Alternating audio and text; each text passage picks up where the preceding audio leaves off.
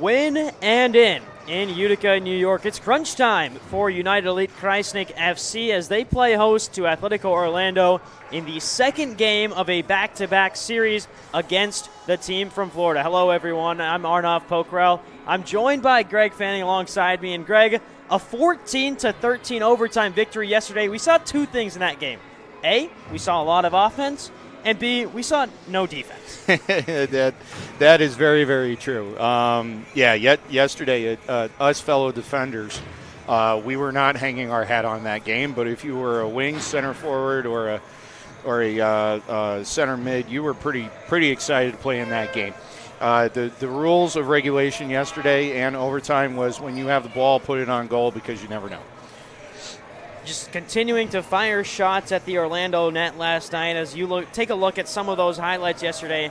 Just incredible offense and players using creativity, free-flowing. There's a volley from Tyler Forbes to make it a 5-4 game. I mean, it was just an incredible showing. As much as you hate to see 13 goals go into the back of your own net, it's also good to see 13 goals go into Orlando's net. Exactly, and every once in a while, you know, soccer, once you get past a certain level in your development and your progression on the field, you know, you're used to like 1-0, 2-0, 2-1, those really, really, really close games. And then every once in a while, you come across a competition where you just throw every strategy that's in your playbook out because it doesn't really matter. And everything goes in the back of the net. But the tenacity and the power of our United Elite Krajisnik football pro team here, our M2 team, it was on display yesterday, and it just proves the point. This team can get this done as long as they keep their heads and as long as they keep focused. When in doubt, fire that ball at 99 because he proved, you know, I think you said it yesterday in the stream yesterday while I was playing light person. 40%, 46% save percentage point for 99 for Orlando. When in doubt, fire the ball because you never know whether or not Ricardo's going to be able to make that save. And Greg, taking a look at some of your pitch points, I mean, the first things first, you got to stop Victor Rada. 5 goals and 1 assist yesterday. Just a great performance from him. You know, I was watching the stream last night because I didn't have the greatest vantage point to watch our game yesterday. But I got to tell you, we have got to find an answer for Rada. This guy running up and down the field, scoring and everything, and then counting in the middle of our turf. You know, like, come on. We got to figure out how to stop him. And, you know, there's sometimes in youth, we'll say, hey, this is the bright spot. This is the main character within the offense. Make their life difficult. Make their life miserable. Don't let them turn. Don't let them pass. Don't let them shoot. That's kind of like the mentality that they got to do with Rada because just like, you know, several of our players, he puts the foot on the ball and it goes in the net. Yeah, it's not just his skill set, it's also just where he needs to be on the pitch. It seems like he's always in the right place. He's always connecting with his teammates, and that's something that we haven't seen from Krajisnik. You come in a new side, you're bringing in pieces from everywhere. This is an Atletico Orlando side that has played together in the spring. They played in the UPSL, made it all the way to the playoffs in their respective division, and now has taken it to the indoor game. That chemistry is undeniable for Krajisnik, or for Orlando, I should say. Yep. Something that Krajisnik kind of needs to match because while Krajisnik may have the more talented players, this Orlando team plays together as a team like none other. Yeah, they I wouldn't be surprised if they bought a huge mansion in Orlando. They all live together. The formulation of just having that team gel together and have it be one solid cohesive unit has been impressive. I don't care anymore that they don't have a home field because when they take the field as the season has progressed, you and I both have seen them take it to a new level every time that we see them play. So, you know, like not having a home turf field, they're making everybody else's home theirs. So it really doesn't matter anymore that they don't have a home turf yet. I mean, granted, they're in the bottom of the standings and everything. They're playing 4 games against Baltimore coming up. But you know what? I mean, if I was Orlando, I really wouldn't be rushing to make that home stadium yet. You know, I mean, they're doing their job out here. The more they play, the better they're going to be. And the final thing for you, Greg, that you mentioned is control your own destiny. It's winning in for Krajisnik, getting that at least that third-place spot, if not securing a spot in second in the East Division. We're keeping an eye on the game out in St. Louis between St. Louis Ambush 2 and Iowa Raptors FC because here's the situation. Krajisnik win tonight, they're in no matter what. If they lose tonight and St. Louis loses tonight, they're in. into the playoffs. So I think the big thing is you can't keep your eye on that game. We'll keep our eye up here in the booth, but if you're a player down there, it's about winning this game, advancing to the playoffs in your first season as an M2 club. Exactly. So here are the two big things, okay? First of all, yes, control your own destiny. You never want to put anything that comes into play with playoffs or even dialing it back to just a simple game. You don't want to put it in somebody else's hands. You don't want to be in the referee's hands, God help us. And you certainly don't want to be putting it in the hands of a different team within the M2 leagues for you to what they typically call backing themselves into the playoffs. You certainly don't want to do that, and that's not the mentality of this team or this coaching staff as it is. But you know what? Capitalize on the momentum that United has right now. They went out, they beat Baltimore. Now they came back and they, let's all remember, they were down by 2 goals in that game yesterday. So they came back. Not only did they tie it right before overtime, but then they, Forbes drains one. And now we got another big win. A lot of energy in that game yesterday. A lot of excitement. That was a lot of fun to watch. But take that momentum, take that energy, apply it on the field. And you know what? Just leave it all out on the field. If you leave everything out on the field and, whatever happens, happens. But if you leave it all out on the field, then when you go put your head on the pillow at the end of the night, now you understand that, hey, I did everything that I personally could have done to make sure that this was more successful. But they have the cards. Win the game, or, then you're putting your fate in the hands of St. Louis, and you don't want to be going. We've been talking about this for weeks. You certainly don't want to have any situation where you walk into Rochester and it's a must-win situation, because we all know what Rochester brings to the turf. So, let's handle our own business, and let's have another ecstatic game, an electrifying game against Orlando. I mean, I'm pumped for this. This is great. This is what sports is all about. Krajisnik with a win today can get back to 500 on the season. Rochester sits atop. They've already qualified. They've secured the number 1 seed in the East with a 10-0 record. They're still chasing the number 1 seed overall. They're just down about 20 goals on goal difference, so they'll need to make that up next week against Krajisnik. So we're hoping that Krajisnik can put up a fight and not allow Rochester to get that 1 seed overall in the postseason. But like we said, winning in tonight. And before we send it down for the lineups, do want to take a second to highlight some of the success stories this season from Krajisnik.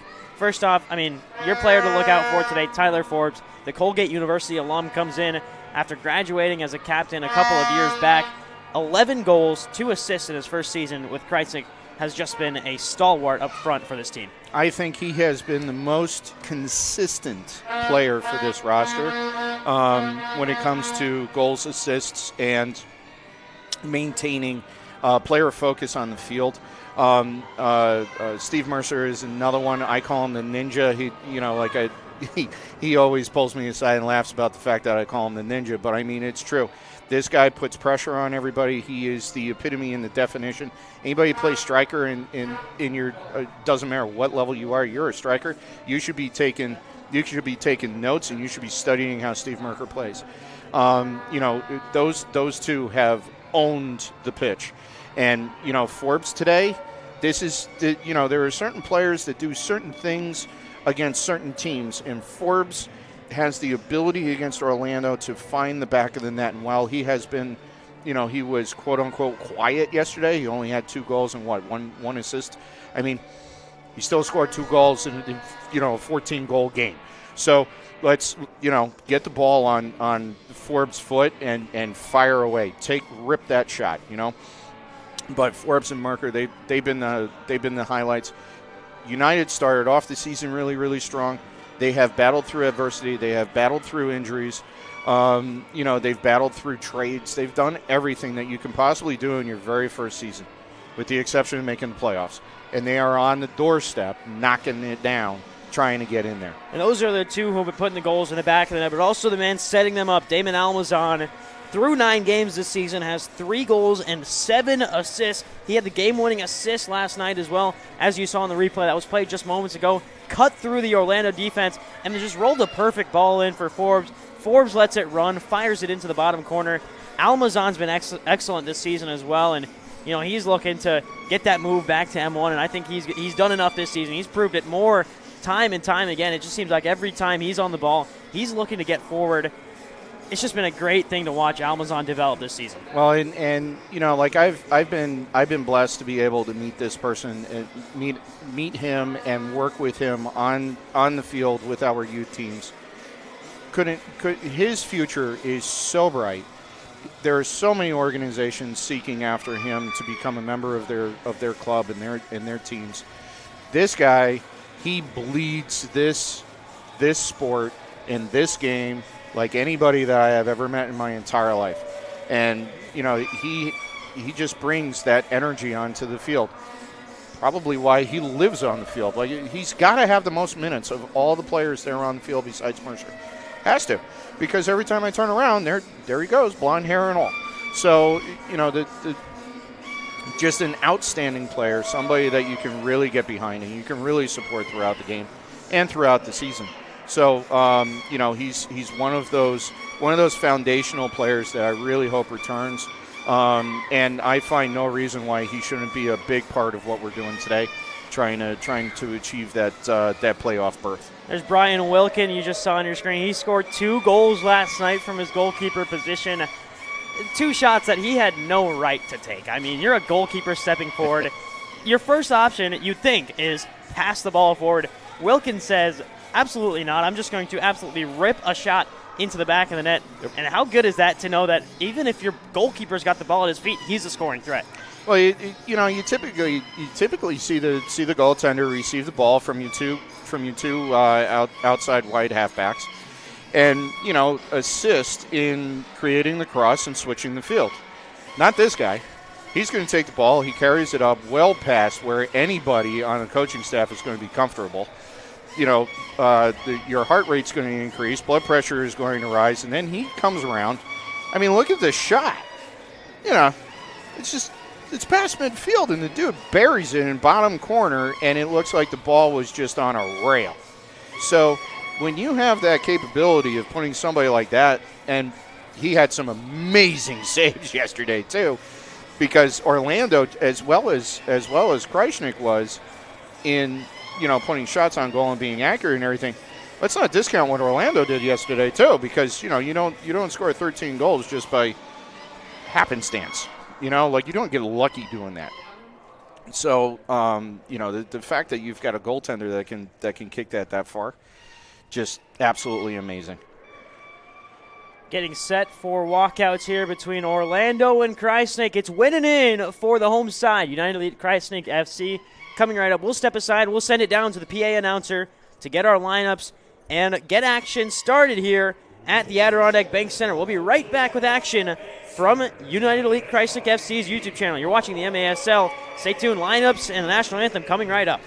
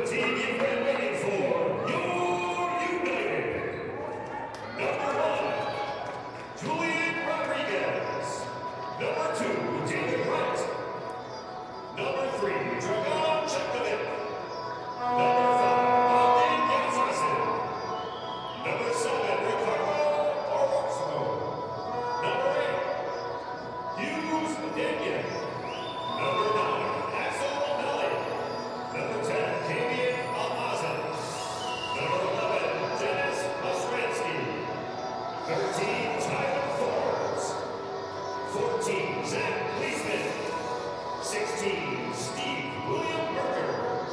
17, Guillermo Carreras. 18, Daniel Borkovich. 15, Vitaro Patel. 20, Alessandro Barbosa. 24, Brian Wilkin. 99, Million Nagesh. Assistant coach Jason Popovich. And general manager Tarek Beckett. Ladies and gentlemen, you United.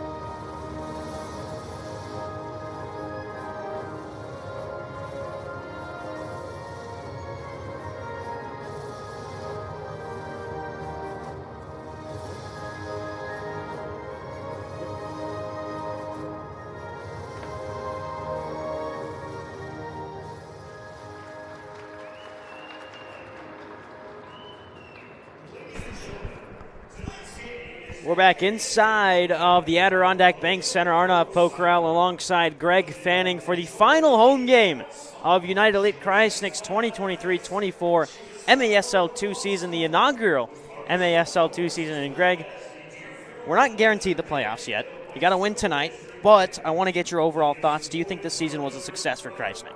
I think so. It's, the first time you roll out, there are more questions than you have answers. I think that the coaching staff has taken the talent that was available to them. They have maximized the potential for a great season. We started off really, really strong. A little speedboat, or a speed bump in the middle and a little losing streak. But at the end of the day, this team has risen up, and we see them rise up even during games when you're having challenges and things. And I think if they can make the playoffs in their very first season, how many MASL teams, whether you're a 1 or a 2 or anything else, how many can sit there and say that in your very first year of piecing together something brand new, you made the playoffs, or even were part of the playoff consideration and conversation as a whole? So it's been a good season. I don't think anybody that would sit here and say it's been a great season, but it's been a good season, and I think that it's been consistent. It's been a consistent focus on putting the best possible product and the best possible experience out on the field for all players involved, and just handling all of that adversity, because at times it hasn't been easy. It hasn't been simple. It's been a significant challenge. Saw the gathering there at the center circle. That's because tonight's game for Krajisnik dedicated to the memory of Olivia Rose Sacco. I mean, very emotional moment before a game to do something like that and have to turn around and play a game. Yep. But, I mean, just a little bit of a mentality change has to happen. You got to look back, and now you got to play this game in her memory. Yep. And try and come home with a victory and get yourself into the playoffs. I personally know the Sacco family. I actually coached when I ran a U8 program for Whitestown ASO. When I worked there and I was running the program for them, Greg Sacco stepped up with his son Dominic and Started working with the kids on the ASO level, still does. He's a coach for our United Elite Krajisnik Football Club youth programs, working with a 2015 birth year boys team.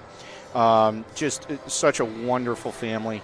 You know, I know the Leones. I mean, everybody just wholesome people, and it's such a sad situation to see his daughter go at such a young age. But you know, to have that happen at center pitch, that just shows. You know, we always say we bleed blue, and that's through every single facet of the game. As for the team, this is a bench full of professionals. They may lose their focus sometimes when they think that there should have been a foul or a whistle or something on the pitch, and they start having arguments when they should be playing. But at the end of the day, they do know that there is a time for family, and there's a time for dedication, and then there's a time to go to battle.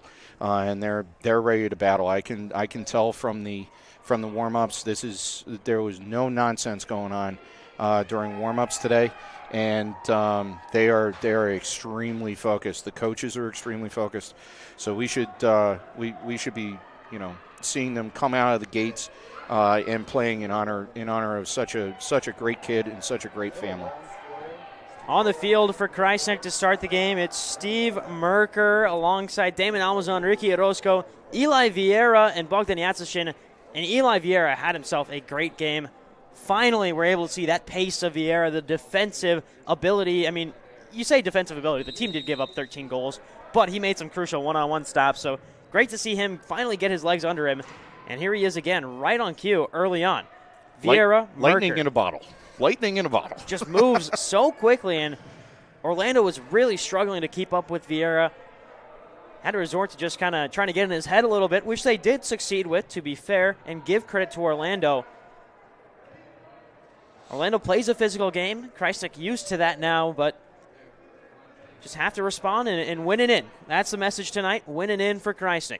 Well, in that game yesterday got very chippy. We'll call it chippy because we want to be professionals here, but that got chippy.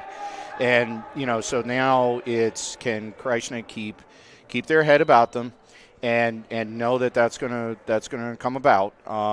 You know, I maybe we can put a counter on how many horse collars that we have from Orlando today. But thankfully nobody got hurt. But, yeah, they definitely play a very highly physical play.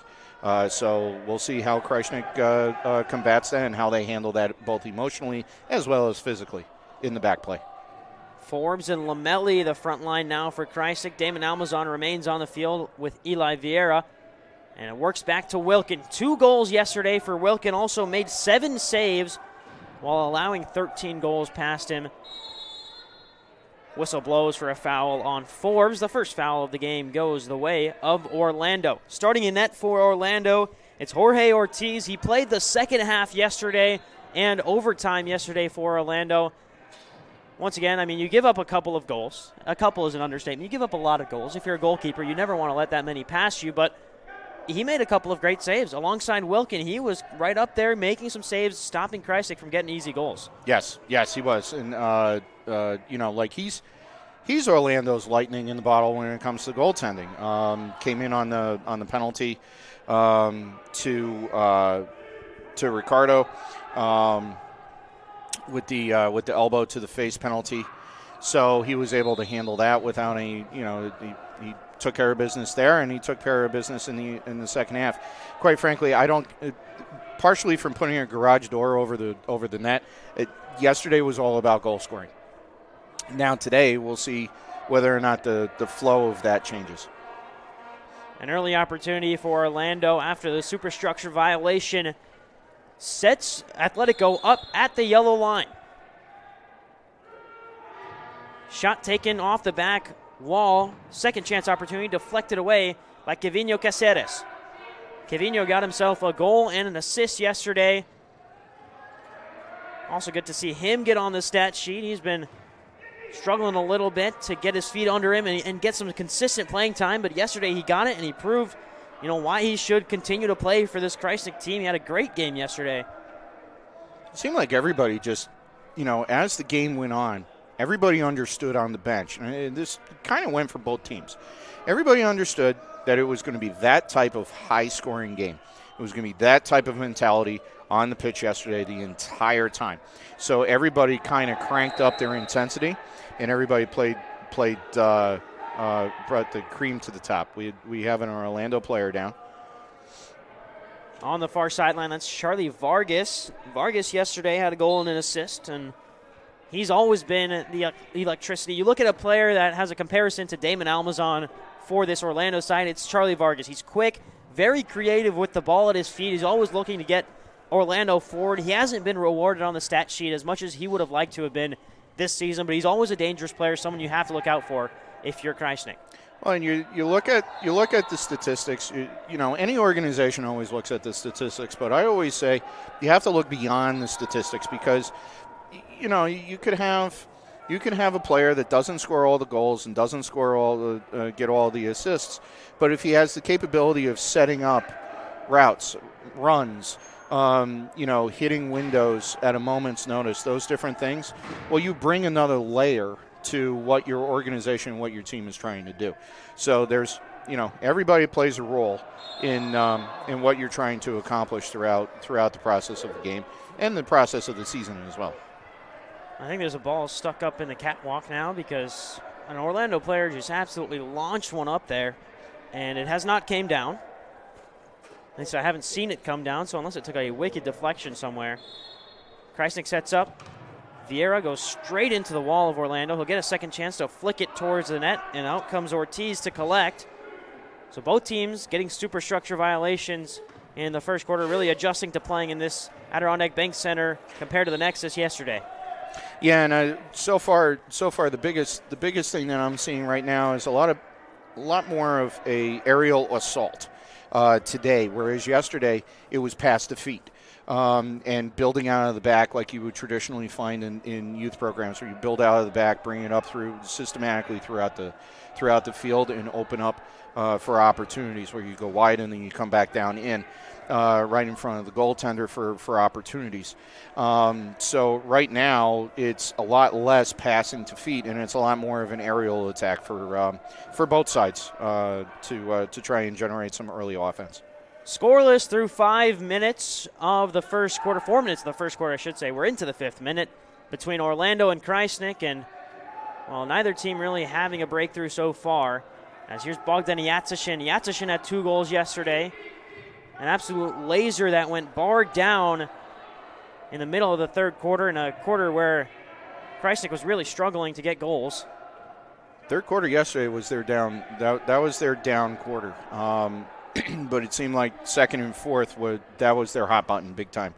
Second quarter, they really opened up, and here's our goalie. Here's Wilkin. He fires hard. The second chance opportunity. What a save from Ortiz. It all starts with Brian Wilkin firing a shot. It just went a little high. Lamelli was there for the second chance opportunity, and Ortiz got his left foot in the way. Wilkin goes high again. That's going to be another superstructure violation. And another set play at the top of the key for Orlando. So a couple of times now, both players getting under the ball and just lifting it way too high. Get away with it at Nexus. You can't get away with it with the catwalk here. I was just going to say that's the big difference right now.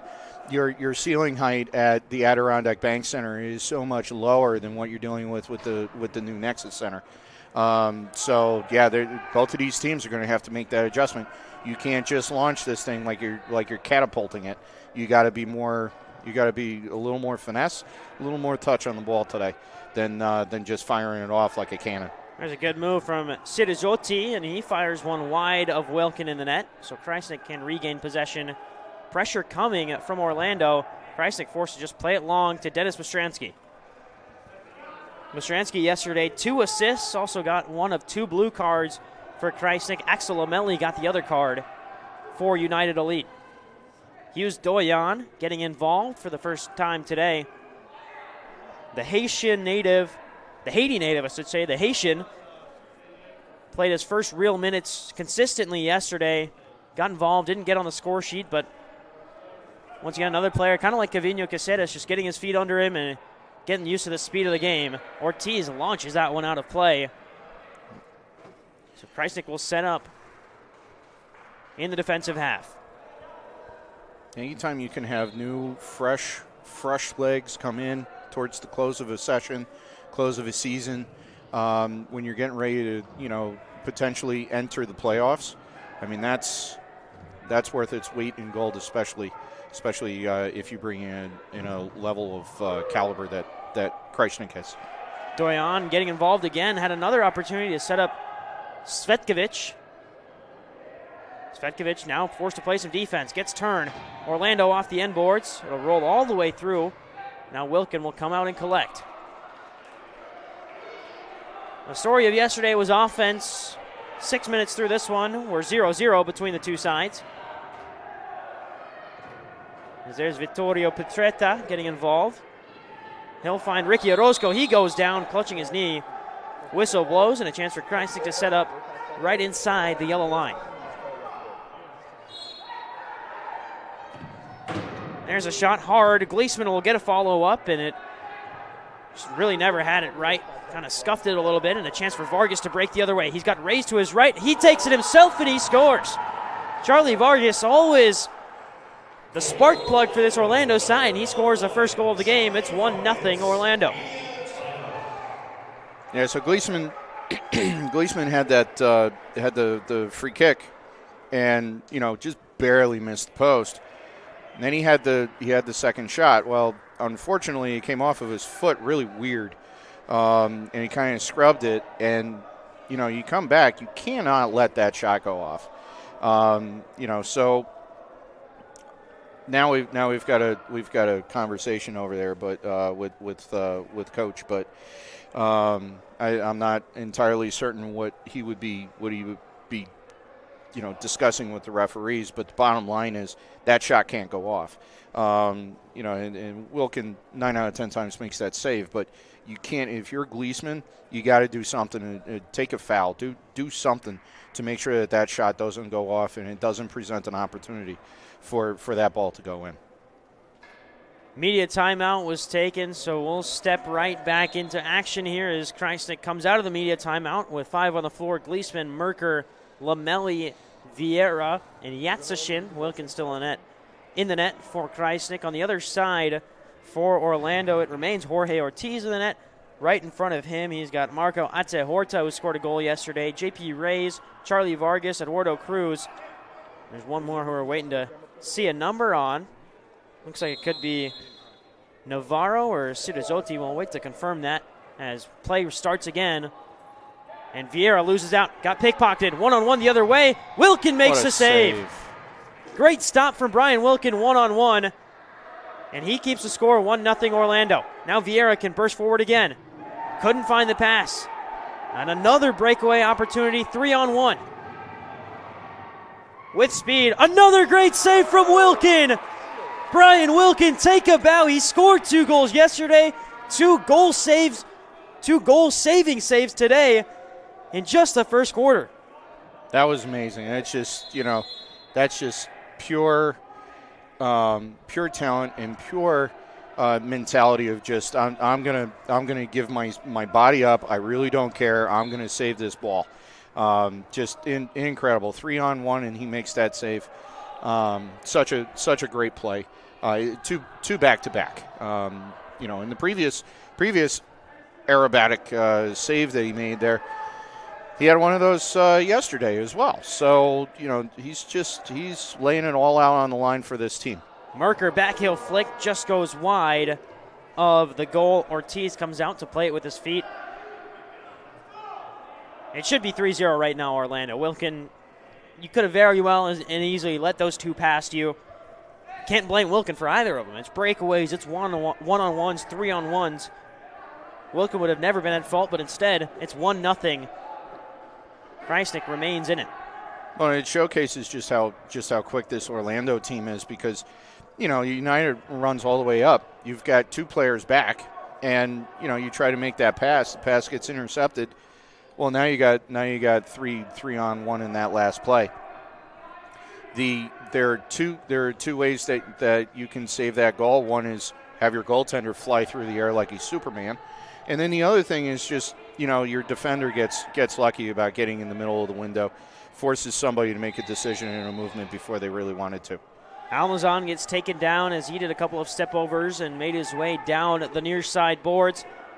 Krajisnik can set up with another set play opportunity, and Svetkovic stands over it. He scored a goal from a free kick yesterday. He's got Forbes to his left, Doyon to his right. He'll go to Hughes Doyon. Back to Doyon. Doyon's the last man. He's got to be careful with this ball. Does well to work out of it to Petretta. Now a first-time opportunity high off the wall from Krajisnik. Svetkovic trying to find Forbes. Instead, he's forced to go back to Petretta. Now Wilkin. Wilkin steps forward. He's got the green light to shoot. He gets taken out. Now it's an open net. Hughes Doyon. They're going to say hit it with his upper arm. Whistle blows for a stoppage. That's one of those plays. He doesn't, questionable as to whether or not he actually hit it for a handball. But if you don't make that play, your goaltender is all the way up here. He was taken out on the play. You're toast. You're toast. So that's that mentality. Take the foul, reset, get back into position, back in formation, and attack. Well, Wilkin, no stranger to stepping forward, but lost out on a battle there. Could have been crucial. Millie Nagash just got elbowed in the face right in the penalty box. No call. Nagash is another player who wasn't on the score sheet yesterday. There's a handball for Victor Rada. First time we mentioned his name today, which is a good sight to see with only 10 minutes. With 10 minutes elapsed in the first quarter, he hasn't been involved as much as he was yesterday at this point. Rada had a hat trick in the first quarter yesterday and proceeded to score 2 more goals in the rest of the game to bring home 5 goals for Orlando. It's good to see them holding off Victor Rada a little bit. If they can keep him off of the score sheet, that's the statistical sheet, that's going to be really good. Gleesman needs to make a better pass there. You can't be doing soft passes when there's somebody in the window between yourself and your goaltender, with nobody behind the goaltender to assist in case there's an interception there. And Wilkin did the right thing there, just kind of launched it towards the goal. It was masked as a shot, so it'll be a goalkeeper throw. Yep. To restart play, looking for Vargas. Vargas chests it down. Kevino Caceres applies pressure for Krajisnik. Calls for a foul, and Orlando will get it. The other result we're looking at right now is St. Louis Ambush taking on the Iowa Raptors. If the Ambush lose, Krajisnik are guaranteed a spot in the playoffs. Right now, the Ambush are up 7-3, so it's got to be a win here for United Elite Krajisnik FC to head to the playoffs in 2024. Here's Denny Berkovic. Back to Wilkin. Wilkin will launch it towards Caceres. Caceres looking to chest it down. Will find Berkovic. Berkovic slows things down. Plays it along the boards to Orozco. Orozco steps in. He's got a left foot. He'll instead leave it to Yatsishin. Yatsishin back to Gleesman. Now Orozco. Orozco turns. He'll go down to Caceres. Caceres was looking for a flick to Berkovic. And instead, it's one back, Orozco. Orozco gets taken down. Whistle blows. Foul on Orlando. 1-0, the only goal scored by Charlie Vargas.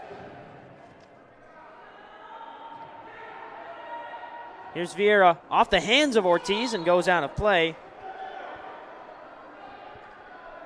I question whether or not Ortiz actually saw that ball. The way they reacted to it and flicked it over the net, I question whether or not he actually saw that. Might have just been a little reaction there. Hand was in the right place at the right time. As Orozco sets up right on the corner. He could go off the boards here narrow if he'd like to. There's a little gap where Orlando's not set up. He's also got options working around the goal. He'll lay it off to Wilkin. Wilkin scuffs it, but it finds Merker, who goes high. When you've got a goalkeeper who can score, it's always nice to have that extra man up top near the set piece, but it's also dangerous because you've got 6 players all inside that attacking zone. So one wrong move, and it's an open net the other way. So thankfully for Wilkin, even though he scuffed the shot, it found its way to Merker. Well, and also when you have a goaltender that can do that, it's almost like you're on the power play inside the yellow box in the yellow line. So you're almost like you're on the power play. But you're right, you have completely sold out the back end of the field.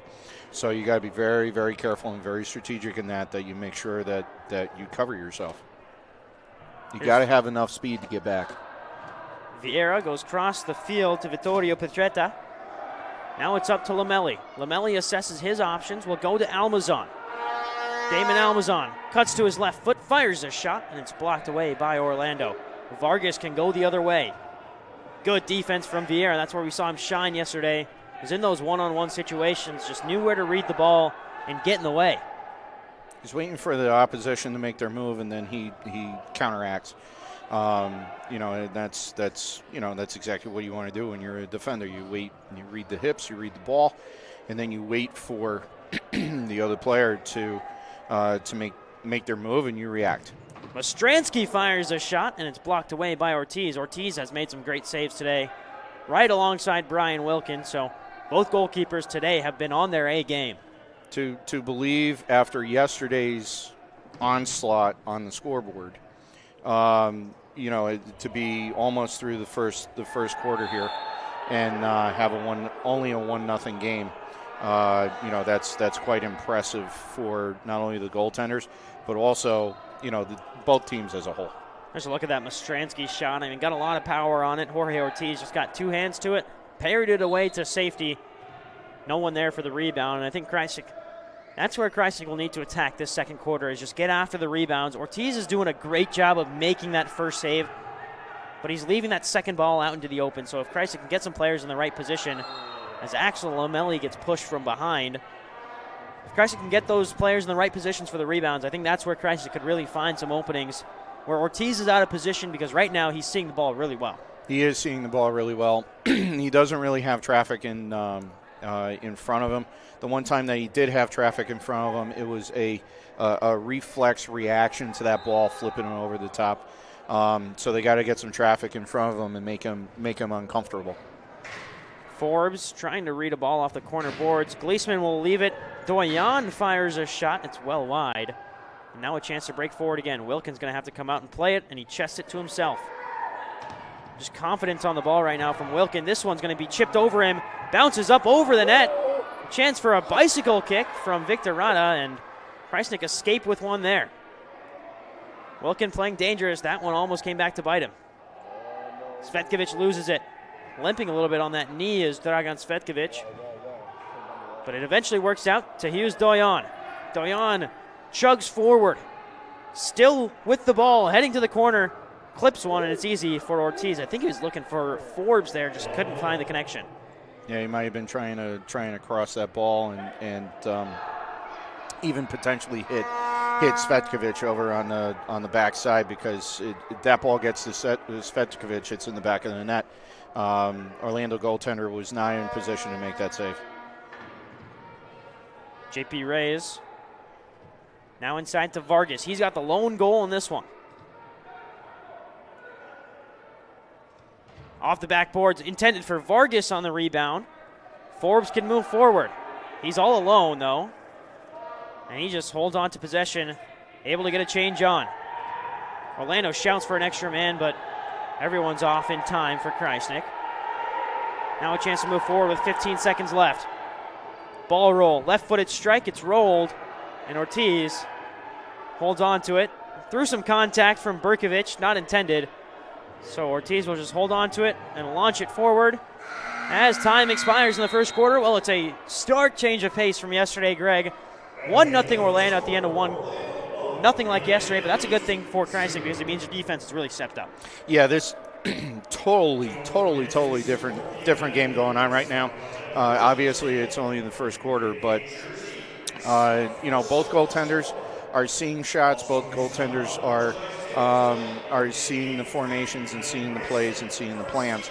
The other thing is that these teams saw the offensive onslaught that each are capable of producing. So a little more thought towards possession today, a little more thought towards just containment and containing what's going on the field, obviously a little more defense, because yesterday, after the first quarter, Rada had his hat trick, and now that's not the case anymore. So, just very, very different from yesterday. We'll step aside for the quarter break. We'll be back when action resumes at the Adirondack Bank Center. You're watching the MASL 2 on YouTube.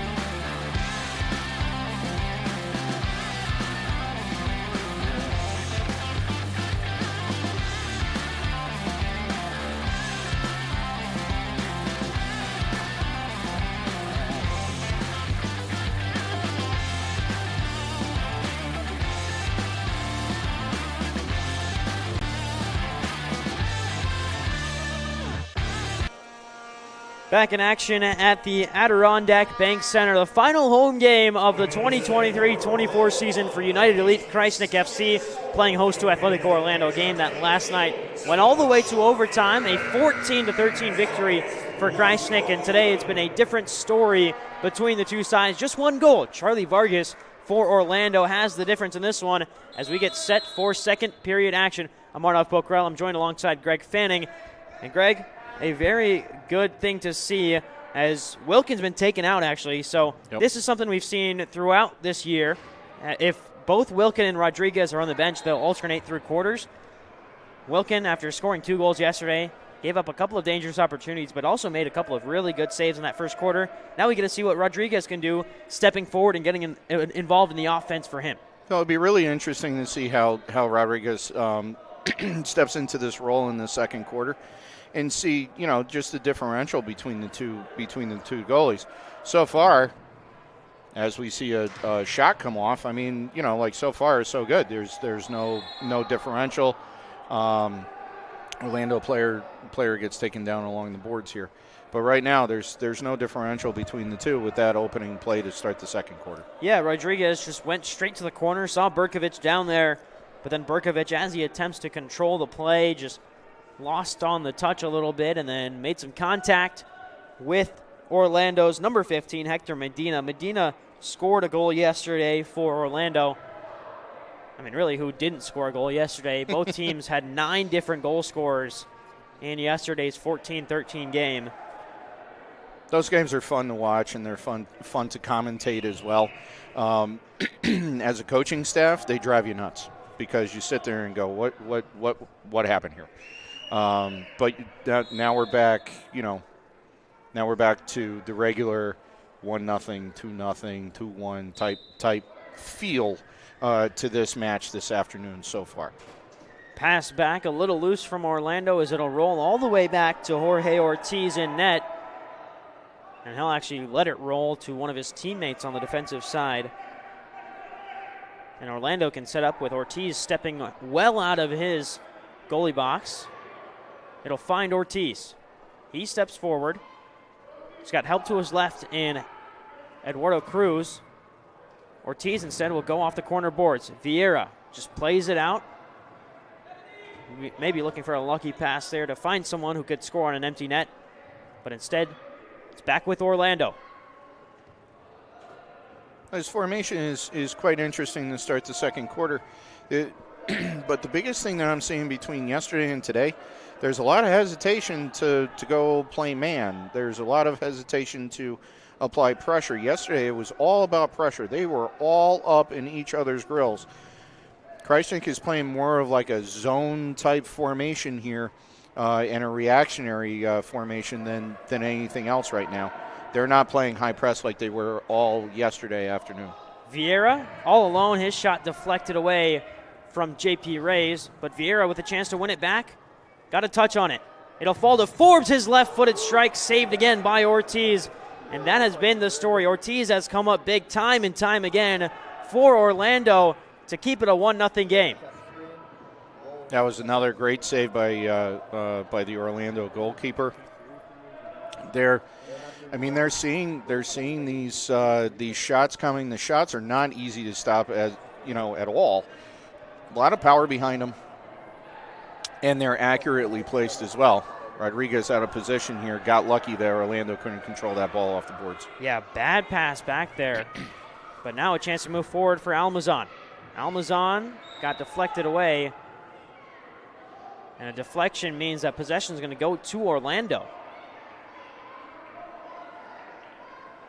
So Orlando will gain possession off of Almazan's last touch away. And 3 minutes into the second. Still that lone goal in the first from Charlie Vargas, the separator between these two sides. Krajisnik has more shots on goal right now, but they can't. They're not able to finish right now. They're not able to capitalize yet. Now you're starting to see some pressure from Forbes, but they really need to start applying higher pressure, and they need to start generating some traffic in front of the goaltender, because otherwise, all he has to do is shift and put his hands up right now. Great pass from Lamelli. It finds Lamelli again for Krajisnik. He steps back, is able to find Vittorio Petretta. Back to Lamelli.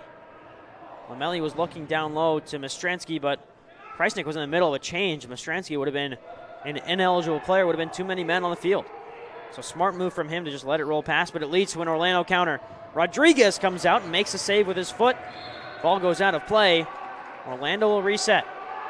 Orlando is starting to get the reads that they can make those runs behind the Krajisnik defense, and a couple of times Krajisnik has been back on their heels, so they need to start getting their head on a swivel and watch for those runs. Another deflection in front, and a second chance opportunity prodded away by Krajisnik. Here's Almazan. Almazan steps to his left, fires a shot, saved by Ortiz. And Ortiz is going to let this one sit in front of him for a little bit. That's what I'm talking about with the high press yesterday. Yesterday, they had somebody bearing down on the goaltender. That rebound would have been trouble for the opposition. Unfortunately, today they're not doing that for some reason. I don't know why you would change that up when you score 14 goals. Petretta gets involved, but he loses the battle. Now it's a chance. Ortiz fires one. That was Rodriguez, the other goalkeeper, making a save for Krajisnik. Contact to the face of Lamelli. He goes down. Almazan can still move forward. Advantage played. Lamelli took contact right to the nose. He goes off to the bench. Merker fires one, and it was always rising above the back of the net. Here's a look at that Rodriguez save. Came out sliding, hit his left thigh, and then bounced out of play. So a couple of good one-on-one saves for Rodriguez, doing his job just like Wilkin was in the first quarter. Ball bounces over everybody. Now taken down by Orozco.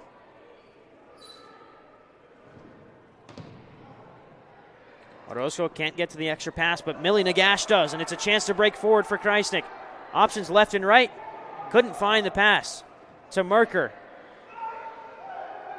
Late challenge in from Nagash. Player down for Orlando. Nothing called. Ball goes out of play, and now they'll get the trainer out for Orlando. Well, Krajisnik is working diligently to try and create some new opportunities. They did have 3 down in the offensive zone, and looks like we have a stepping of the foot, which is never fun and never feels good. But like those 3-on-2, 3-on-1 opportunities are now starting to come United's way.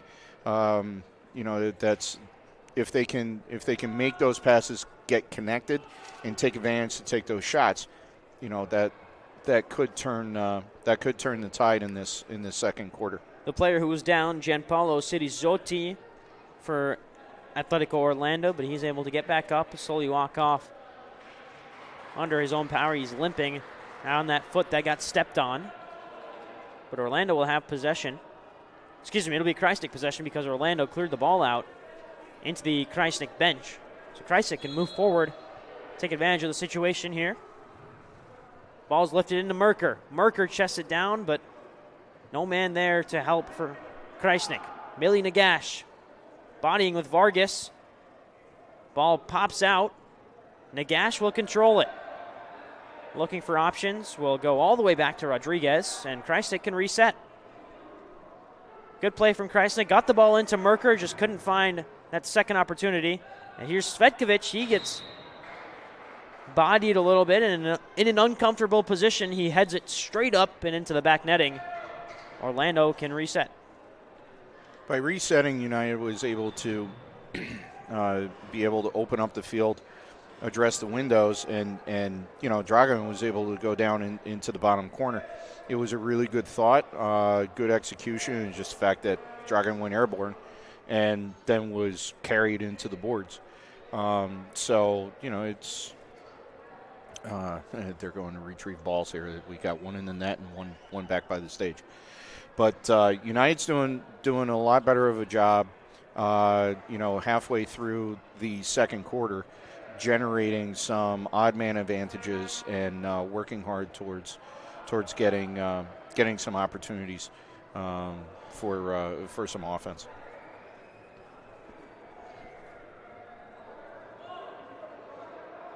Still getting that ball, trying to get the ball up and over the netting. It's about a 6-person crew down there trying to get that ball up.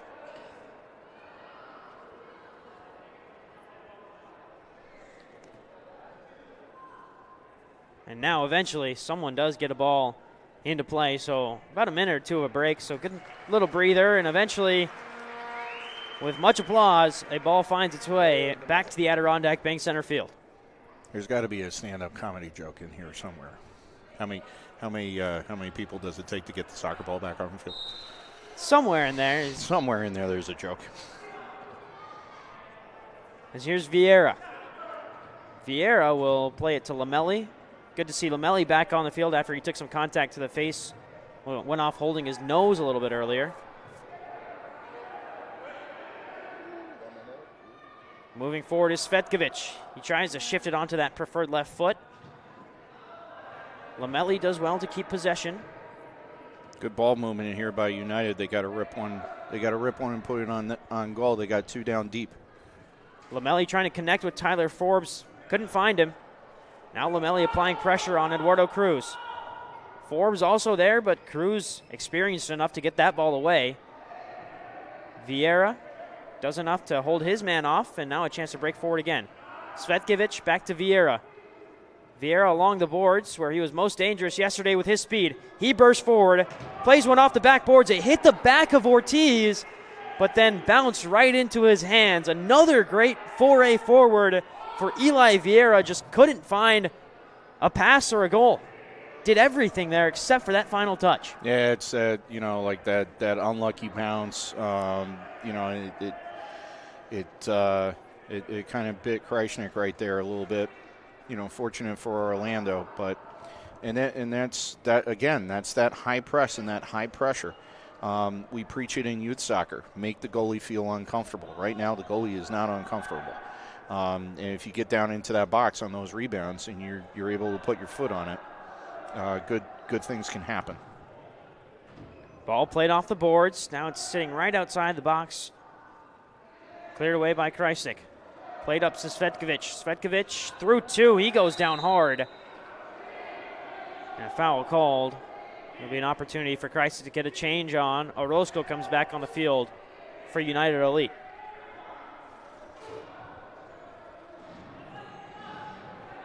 You know, not to beat a dead horse, but yesterday I sat and attended our 2013 Turbo Girls game over at Elevate CNY, and that process of the striker crashing down on the goalie for the opponent to Krajisnik lost control of the ball, and Stevie, the striker, went ahead and put her foot in there and ended up with a goal yesterday afternoon. So I think United needs to get back to a little bit of what they were doing yesterday, because right now it's lacking, and you can see it by the score. They had a couple of opportunities. You crash down on that goal, you might be able to capitalize on some issues with the goaltender. Gleesman taken down from behind. Rodriguez comes out and makes a save. Rada wants a handball, but Rodriguez was well in the box there, so shouts are going to fall on deaf ears, as there's a good move forward. Krajisnik looking for options. He'll find Merker. Merker's pass back is bad to Vargas. Vargas comes out. There's a sliding Julian Rodriguez.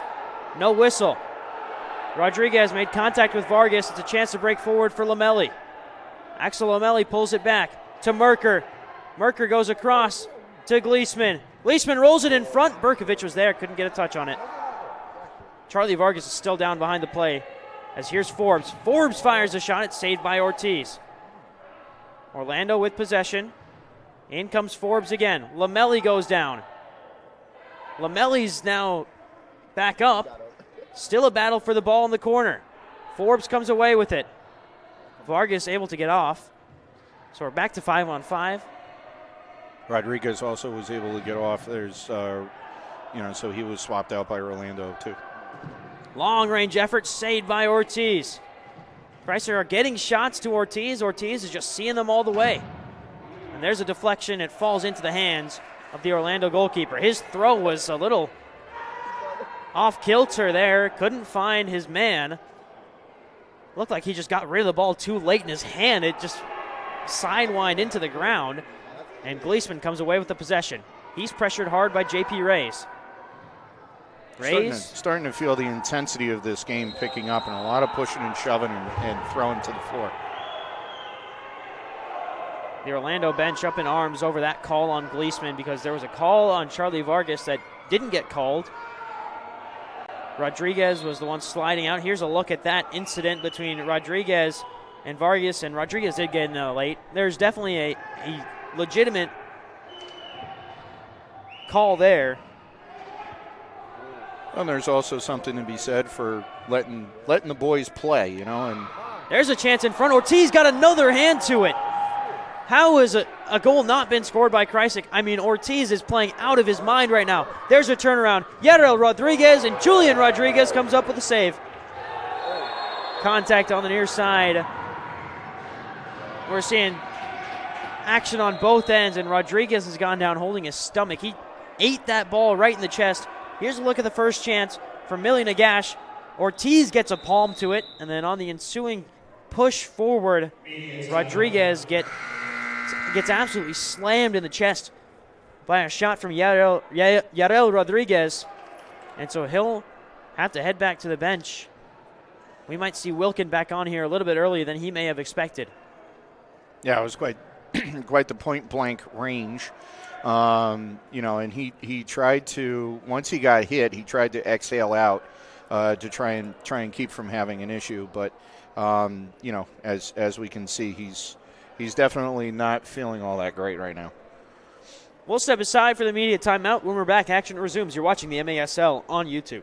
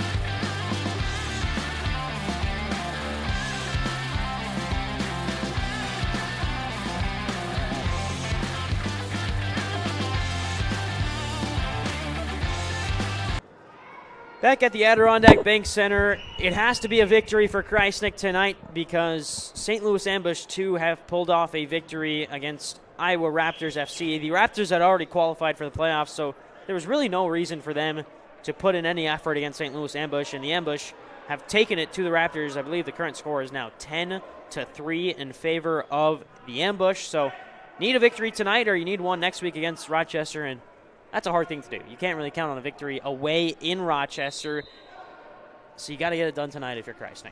Yeah, let's going back to the pitch points, control your own destiny. Don't be sitting here, having to go into Rochester to do anything other than put your best foot forward and and play hard. You want everything tied up before you get to Rochester. Vieira steps forward. He's got a chance to put a shot on, and he does. It's just right of the goal. Another great run forward from Eli Vieira. Just that final pass or that final shot that Vieira needs to clean up, and he could be a dangerous, dangerous midfielder. Yes, absolutely, and there's a reason why they're putting 2 to 3 players on him when he gets anywhere near the yellow line. They'll give him all the field that he wants until he gets down into that area, and then they are crashing down and collapsing on him. It's a planned defensive move by Orlando. They don't want him to be able to do anything. Orozco through contact is able to feed it out to Yatsashin. Yatsashin turns around, finds Lamelli. Axel Lamelli, ball at his foot, back to Yatsashin. Yatsashin clips it forward to Mastransky. Mastransky fires a shot. It's deflected away by Orlando, but Mastransky hustles back, gets a touch on it, and Krajisnik can keep up the offensive pressure. 3 minutes to go in the first. Mastransky needs help, finds it in Rodriguez. Rodriguez across to Petretta. Over to Mastransky. He steps forward, takes his space, is able to feed it out to Almazan.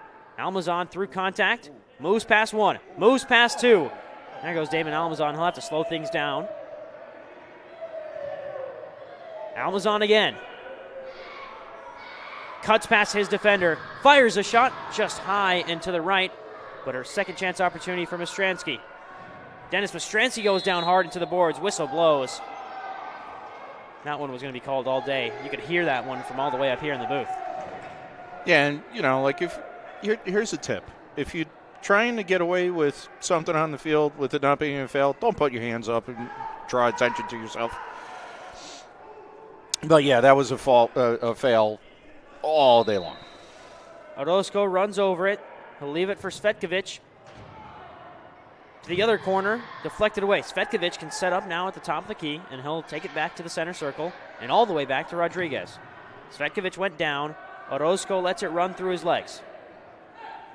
Ortiz, Forbes with pressure, wins it back. He'll find Orozco. Saved by Ortiz. A second chance, again saved. And the Orlando defense doing just enough to keep Krajisnik out of the back of the net. Just incredible work from Ortiz and his defensive unit. One back by Forbes. Still Forbes. He can push forward.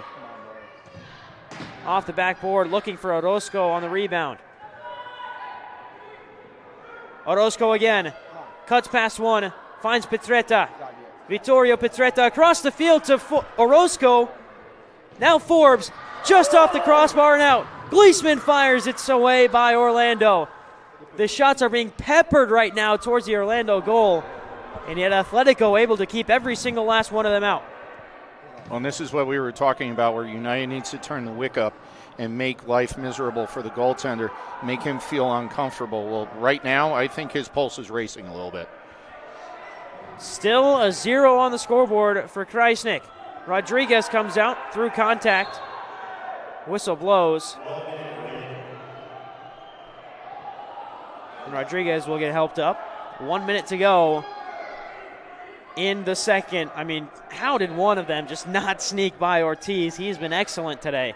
Well, if Ortiz isn't getting it, then the post, the crossbar, the plexiglass, I mean, there's just, the rebounds are not coming United's way, and also on top of that, they're about half a step off of the ball in being able to react.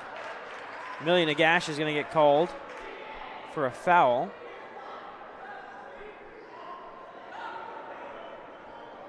There's another look at those opportunities, just saved off the line again from Ortiz. Rodriguez will take a quick step forward, a whistle blows. He had Merker in front, but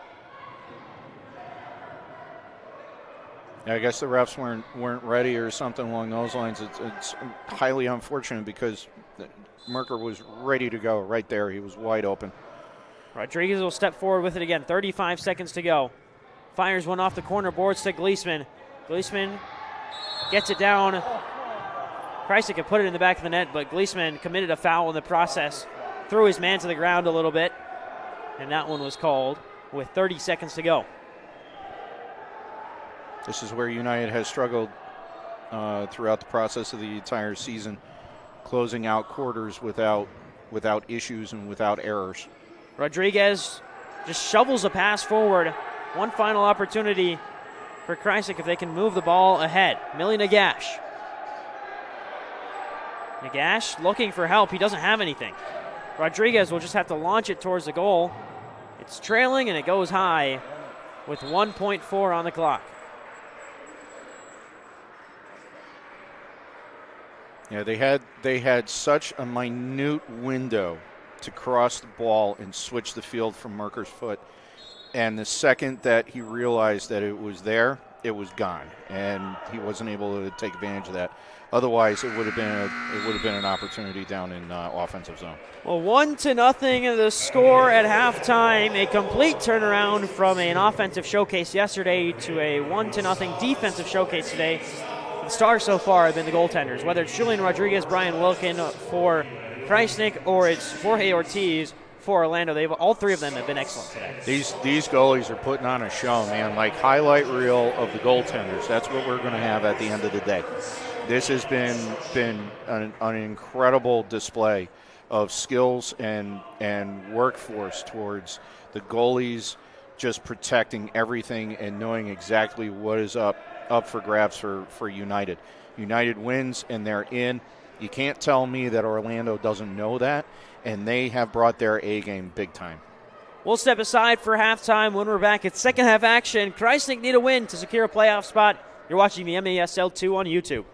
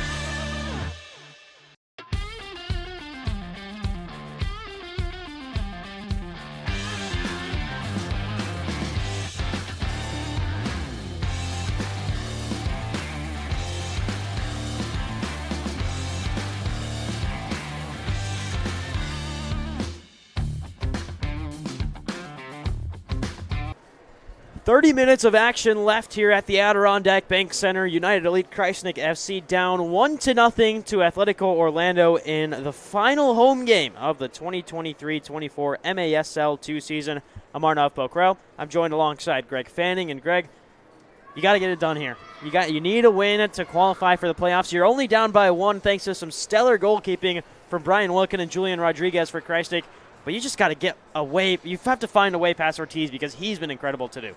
Yeah, it's this is going to be one heck of a half, and they're changing goaltenders. So that's crazy to me. That's crazy. That's so.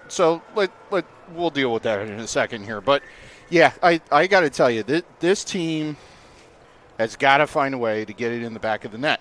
If they truly change goalies, which maybe they're not. The dude faked me out. He had his jacket in the goal.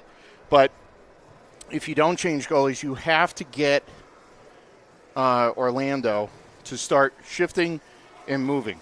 The saves that have been taking place have been off the charts incredible, and he's got to get uncomfortable in that box. If you don't get traffic in front of him, if you're not crossing the paths, you're not going to score today. And after you scored 14, it's like they used up all their goals. They had a certain number of goals for the weekend, and they used them all up. I don't know. As for the goaltender for Orlando, I guess they're not making any change, but both are warmed up. They were warming up all throughout halftime. They didn't even go back to the locker room. They just went over onto the far side, throwing the ball around and everything. Orlando, if they change the goaltender, I don't quite understand that whole thing. He has been playing lights out. These three goalies, because we had our two playing in the first half, quarter each. These goalies are playing on their heads. I mean, they're having an all-star performance in our last home game. And what a treat for everybody that was able to come out and see the game today. And we've had a great crowd today. We had a great crowd yesterday. The community coming out supporting this team. It's been a good 48 hours. And Jorge Ortiz has made his way back to the net for Orlando, which is the smart move. I mean, just incredible stuff from him in the first 2 quarters of this game. Back in net for Krajisnik is Brian Wilkin, after he made a couple of great saves to deny some point-blank opportunities for Orlando in the first quarter. It could be 3-4-0. It could be 3-4 if it weren't for some stellar goalkeeping between the two sides. Starting 5 for Krajisnik, we've got Ricky Orozco on the near side, Steve Merker, Denny Berkovic, Eli Vieira, and Bogdan Yatsishin on the back line. And in net is Brian Wilkin, and we're underway. Final 30 minutes of action at home for United Elite Krajisnik FC. A win propels the team to the playoffs for the first time, in their first time of asking, I should say, in the inaugural season in the MASL 2. Standing in front of them is Orlando with a 1-0 lead. Charlie Vargas, the lone goal in the first quarter. Vargas this season getting his first couple of goals yesterday and today for a player who's had so many great opportunities, had yet to record a goal or an assist this season. It's kind of a shock because he's always on the ball. He's setting up plays but just doesn't get that goal or assist tally until yesterday and today. Had a goal and an assist yesterday and got scoring started today with his first. Wilkin rolls out to himself.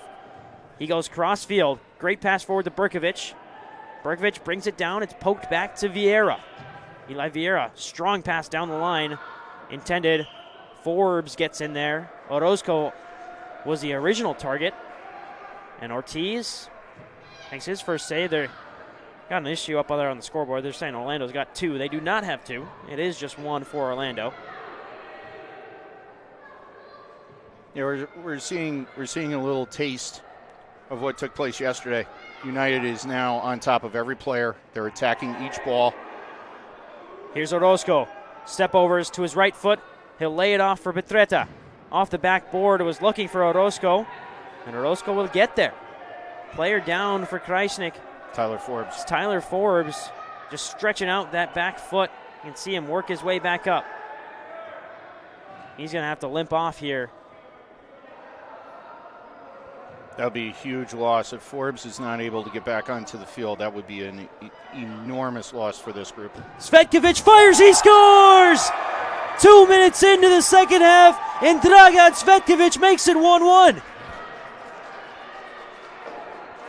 Well, as Tyler Forbes was making his way off the field, play moved forward for Krajisnik, and Svetkovic has made it a 1-1 game. In Dragan, we trust.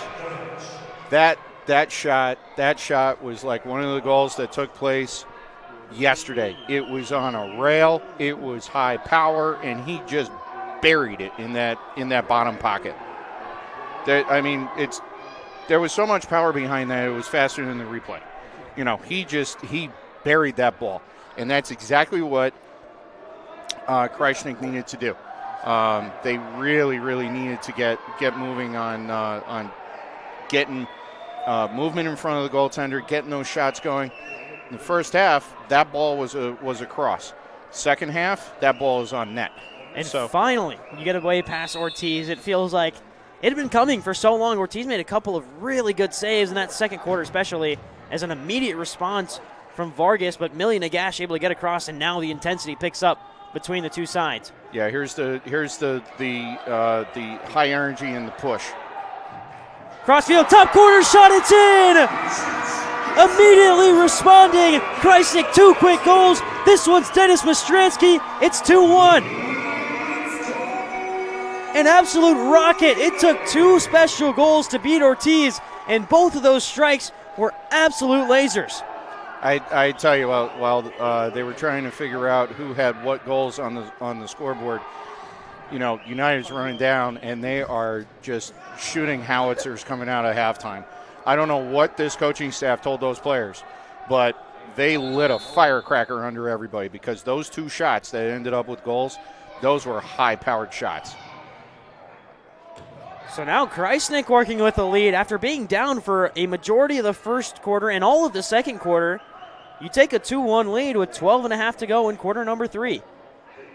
We're still waiting on an update on Forbes, who's out with an injury right now. He went down holding that back calf, his left calf. So right now Steve Merker's been playing a majority of minutes. But, for a man who's 46, he still moves pretty well. He tracks back really well, even though he is getting up there on the ages. I wish I moved that fast and that well. I know if I ever tried to move like that, I'm not moving the following morning. Ball gets put out of play. Merker's a very big advocate for his crypto wallet. Every time you see him, he'll bring it up. Financial advising in the crypto space. You saw him walking in a couple of weeks ago with his Bitcoin shirt on. He's very passionate about what he does. Yes, very passionate. And you have to respect him for it. He's also very good at scoring goals. Yes, he is. And you know what? He's a testament for the fact that even at an older age, as long as you stay conditioned, you stay prepared, you train hard, and you really take care of yourself, you can still play the sport that you love. You may not play like you're 20 years old, but, at a certain point, you stop playing physical and you start playing smart. And we have seen Merker do that. The Ninja is known for it. He uses his brain more than anything else on the field. And he has, for playing the striker position, he has such a huge amount of vision on the field. He can read what's going on. He can react very quickly. So it's great to see him playing. It's like the old saying, form is temporary, but class is permanent. And that's what we're seeing right now with Steve Merker. At his age, just continuing to produce incredible performances for Krajisnik week in and week out. Struggling a little bit sometimes with maybe defending, and sometimes he's put a couple of lazy passes back, yes, but overall it has been such a great addition to this Krajisnik squad to have a guy like Steve Merker, who's played professionally in the M1 leagues with Ontario. And there's Merker again. Finds Svetkovic, right-footed shot, it rolls, and it's saved by Ortiz. Now Ortiz fumbling around with it. Just hung up, he didn't know what to do. And now the ball rolls and into the path of Millie Nagash. Millie goes to the near side, and Vieira. Vieira rolls it down the boards to Merker. Merker battling. Back to Nagash. Nagash is held up between 2 Orlando players. Couldn't find the outlet. JP Reyes is going to go long. And it's comfortable in the end. A little bit of catching practice for Wilkin, who rolls it out to himself. This is where, as much as I enjoy Wilkin making those plays and everything, you have to be cautious because you're only up by 1. This is a very, very close game. Yes, United came out and started firing howitzers at the goal, but now you're not up by 3, 4, 5 goals. And quite frankly, yesterday United was up by 3, and Orlando came roaring back. So they have to be careful. Don't get burned doing that play of rolling out to yourself. Get it to your teammates. Get back into a position where you can recover if needed. Almazan fired. There's a touch. It takes a hand. Calling. It was right there, right on the goal. I'm surprised that there's not a shout for a potential red because that's a ball that's going in. It's past Ortiz, and it's handled off the bicep of one of the Orlando defenders. We're going to get a number on that here shortly. They have thrown a blue card. It will be a blue card. It will be a penalty as well. Absolutely. And right now they're having a conversation over at the officials' desk, so it could be escalated. You can There's see the it rebound right there. right there. Yeah, right there. Just if he right doesn't do that, end. that's a 3-1 game. So yeah, we'll see what takes place here. It's Eduardo Cruz, I believe, who's taken the step back into the penalty box. That's a bad foul. Every time we look at that replay, it just seems like it gets a little bit worse because he's right there denying it on the goal. You can see the Krajisnik fans making their way into the frame as well, calling for the handball. That is a clear denial of a goal-scoring opportunity. And up steps Bogdan Yatsishin. So we saw Steve Merker take a penalty yesterday. He's on the field, but he'll elect to give it to Bogdan Yatsishin. Here's Yatsishin. He steps forward, rifles it into the top corner. It's 3-1. Krajisnik, 3 quick goals to start off the second half, and in 5 minutes have taken a 2-goal lead. Everybody feel the energy in the room? That's turning the wick up. United came out and they knew they had 2 quarters, they had a job to do, and they had to make things happen. Win and in. Still kind of surprised that it wasn't a red. I appreciate Yatsishin putting the goal in for Krajisnik, giving the United Elite side a 2-1 lead, but a 2-goal lead, I should say. But also, at what point does that just become a red card? Exactly, and maybe it's something that will be reviewed after the game. But it doesn't do anybody any good if it's reviewed after the game. That's a blatant block for a goal and a blatant handball. it should. Those calls have to be made on the field, and when they're not, you just pray that it doesn't come into the outcome of the game. Eduardo Cruz is a guy who plays a lot of minutes in the back end alongside J.P. Reyes and Gianpaolo Cerizotti, so we're sure he's going to get back on the field at some point. He might already be back on there for this Orlando side because after the penalty was converted, his blue card gets released. So I'm sure he'll be back in the game soon. As there's Charlie Vargas getting involved. J.P. Reyes now clips it in. Krajisnik able to clear away. There's Merker moving with speed. Overran the ball a little bit. And turned over back into the path of Orlando. Stepping past Yatsishin. Now Wilkin comes out to collect, and he'll press the ball up against the wall. 3 quick goals to start it off. And now here is a long, long pass forward to Forbes. Forbes hold up play. He's getting held at the back. No call as it finds Vittorio Petretta. Petretta will roll it across. Now to Orozco. Orozco's shifty. He'll find Svetkovic. Svetkovic has already scored a goal today. Up steps Mastransky. He's also scored a goal today. He's got to be careful here because Wilkins is right at midfield, but he had. I know he didn't switch it because if he didn't get the ball there, that would have been straight on into an open net, and Wilkins would not have been able to get back. So, that mental part of the game in full swing. Petretta, option right in front. It's tapped in. Forbes put his right foot on it. I was surprised there. Forbes is a naturally strong left-footed hitter. Instead of sticking out that left foot, he tried to get the weak foot on it. That's a golden opportunity. Hopefully that one doesn't come back to bite the Krajisnik side. And I'm wondering if that time period where he limped off of the field, if that had to do with his right foot, and it came off weaker because of the fact that he had that injury. He might not have been able to lock that ankle the way that he needs to. Orlando stepping forward. Vittorio Pietretta applies pressure for Krajisnik.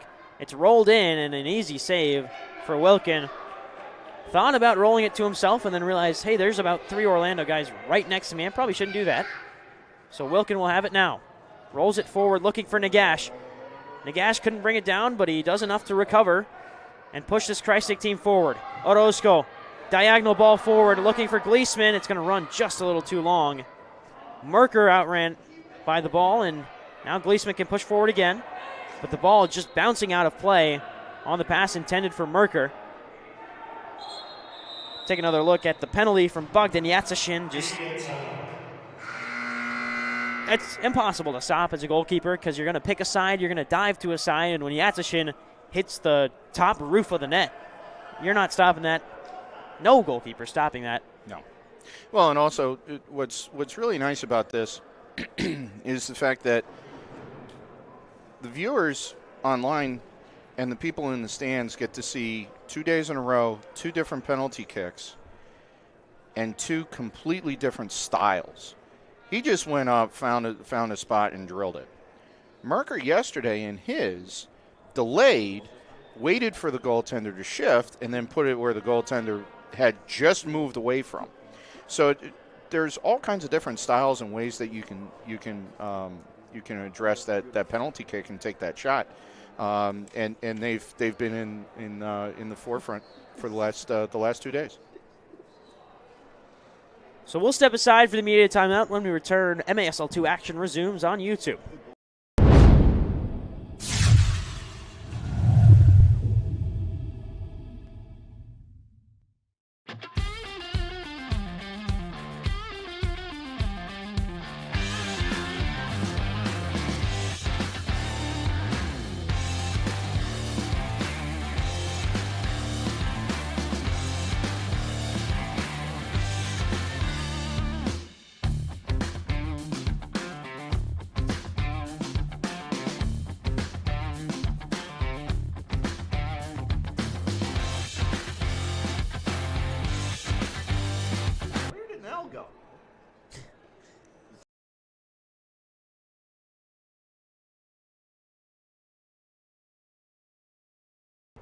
Back on at the Adirondack Bank Center as we continue to get set. And, well, it's not just MASL2 action. We've got a whole spring season ahead for this United Elite Krajisnik side, Greg. Yeah, we do. And the semi-pro teams for UPSL and for NISA are going to be firing up soon as well for the outdoor fields. So a couple of really great opportunities here. UPSL and NISA season passes are going to be available very shortly. Reference the United Elite Krajisnik Football Club website for purchasing them.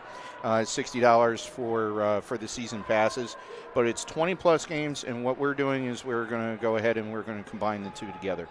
Also, ASO registration for Whitestown ASO programming is open until April 15th. Everybody sign up for this upcoming spring season. And United Elite Krajisnik Football Club registration is always open for players and individuals who are interested in taking their soccer to the next level and getting involved with club soccer. Reference the same United Elite Krajisnik Football Club website for details on how to attend some practices free of charge to test out the teams, and also to get involved and bring your soccer play to a new level. We're back underway now, and with just over 6 minutes ago, it has been a 3-goal third quarter for Krajisnik. Goals from Svetkovic, Mostransky, and Yatsashin have really propelled Krajisnik into a 2-goal lead. And, well, now Krajisnik can rely on what it's done all game, and that's like good defense. Yeah, they played some great defense today. They have not taken unnecessary risks. And also, they're utilizing the formula that they used yesterday. Ball gets into play, goes to an Orlando player, And United players are right on them. They are right there. So they're filling the gaps. They're playing triangular defense. They're playing within their diamonds. There's not much going on for Orlando right now because of the style and the formation that United is utilizing. And you can just see the press and how United is playing each individual, regardless of who it is, but rather where they are on the turf. Merker applying pressure on the Orlando back line. Now a chance for JP Reyes to get under it, and Merker wins it back for Krajisnik. Orozco goes all the way across the field, and now ball will eventually cycle back to Brian Wilkin. Wilkin holds on for a second, allows for a change to get on the field. It's Vittorio Petretta who steps on. And he has a pass, get deflected and find Forbes. Forbes will play it back to Petretta, and Wilkin just telling him to calm down a little bit. You got time. There's no pressure on the backfield right now from Orlando. Vieira. Lamelli in there as well. Gonna go out to Eduardo Cruz. And now all the way to the other side and bursting forward, but good tracking back from Danny Berkovic. Great speed from Berkovic to get back and stop the play. Here's Lamelli. Lamelli clipping it forward to Eli Vieira. Vieira brings it down, has Forbes to his left. Ball roll. Leaves it to Forbes. Forbes goes off the board. Another shout for a handball as Forbes fires it above everyone and into the back netting. Yeah, it was definitely another handball. Marco was over there in the goalie box, and that's clear. That's clear play off of boards as well. Looking at the technical aspect, is the fact that you have the rebound. There was no open shot onto the goal. Off of the boards, open up the opportunity. What a save from Wilkin there, sprawling down to get to it with his calf. Amazing goaltender play is still alive and well right now for quite frankly for both teams. I mean, yeah, United put 3 up on the board, but still amazing play from all 3 goaltenders that have attended the pitch today. Ball finds Forbes. Svetkovic up to Nagash, and now over to Forbes again. Forbes looking for help. He'll go out for a change. On comes Merker as Vieira shifting through the Orlando press. Works back to Lamelli. Lamelli goes long. He's got Merker. Merker was waiting for it to arrive. Waited a little bit too long, but Millie Nagash wins it back. He'll play it to Svetkovic. Svetkovic. Back to Nagash, and Nagash will be pressed and find Wilkin. Wilkin just clips it over the defender, but Nagash couldn't do anything with it. Nagash now steps on to Charlie Vargas. Vargas bursts forward with speed. Orozco pins it along the board. Cleared away by Krajisnik. Nagash. Good move from Svetkovic into Orozco. Orozco continuing to glide through the midfield. Options left and right. He'll go to his left in Nagash. Nagash back to Orozco, and it'll recycle back to Wilkin. Krajisnik very comfortable just holding on to possession right now. Yeah, they're keeping the ball wide. They're not providing any opportunities for Orlando. But right now, the one thing that I'm starting to see with United on a couple of occasions, getting pinned against that board, thinking that there's a foul, thinking that there's something that a whistle should be blown on. Instead of playing to the whistle, they're starting to throw their hands up. So they need to maintain their focus here. The second you lose focus on the field is the second that a goal is scored. Ball fired up ahead and into the path of Orlando. Recycled back to Sirizotti. Now worked to the left. This is Andres Huerfano, who scored his first goal of the MASL campaign last night. Back to Huerfano. He rifles a shot, and it's deflected off of Sirizotti. Krajisnik just cleared away from the yellow line. Worked back down low. 1 minute left to go in quarter number 3. It's a quarter that Krajisnik have scored 3 goals in to take a 3-1 lead. JP Reyes takes a touch and went down screaming for a foul. Didn't get a call. I'm surprised that wasn't a call for embellishment there. Now it's a pass up ahead. Orozco round the keeper, off the board to himself, but a great sliding challenge. And then there's the call. Whistle and a blue card for boarding as Orozco went headfirst into the boards. I think he just gave him a red. It was either yellow or red. I couldn't see it cleanly.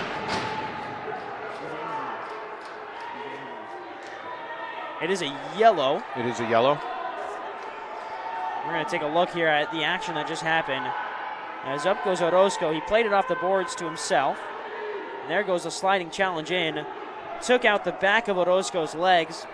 There's the call for boarding. There's your 2-minute blue card.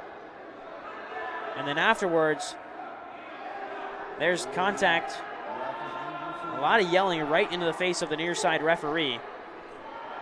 And that's something you just can't have. Yeah, you know, as upset as you can be, there's nothing wrong with having emotion. Let's be frank. Soccer is one of the most emotional sports that you can play in the professional arena. But, you know, at a certain point, you do need to have some respect for the people wearing the referee uniforms. And I'm sure that something was said that was a little saucy, and now you got an issue. It'll be a shootout opportunity here for Eli Vieira. Boarding last man as we continue to get things settled in here. It's called on Marco Atehorta, the 2-minute minor that will put Krajisnik on the power play. Well, give Krajisnik the penalty shootout opportunity first, and then if this one misses, put Krajisnik on the power play. Well, I'm sure the other thing that comes into play here is that everybody on the Orlando bench expected there to be a whistle down in the United end. And I was watching the referee because I didn't know whether or not he was going to call it. He put his whistle to his lips, but he never blew the whistle. He didn't call the foul. So then you progress down and you see the play on your TVs right now and on your laptops. You know, now they go ahead and they call that, but they didn't call the other one. Orlando was already heated over the non-call that was made that they thought should have been.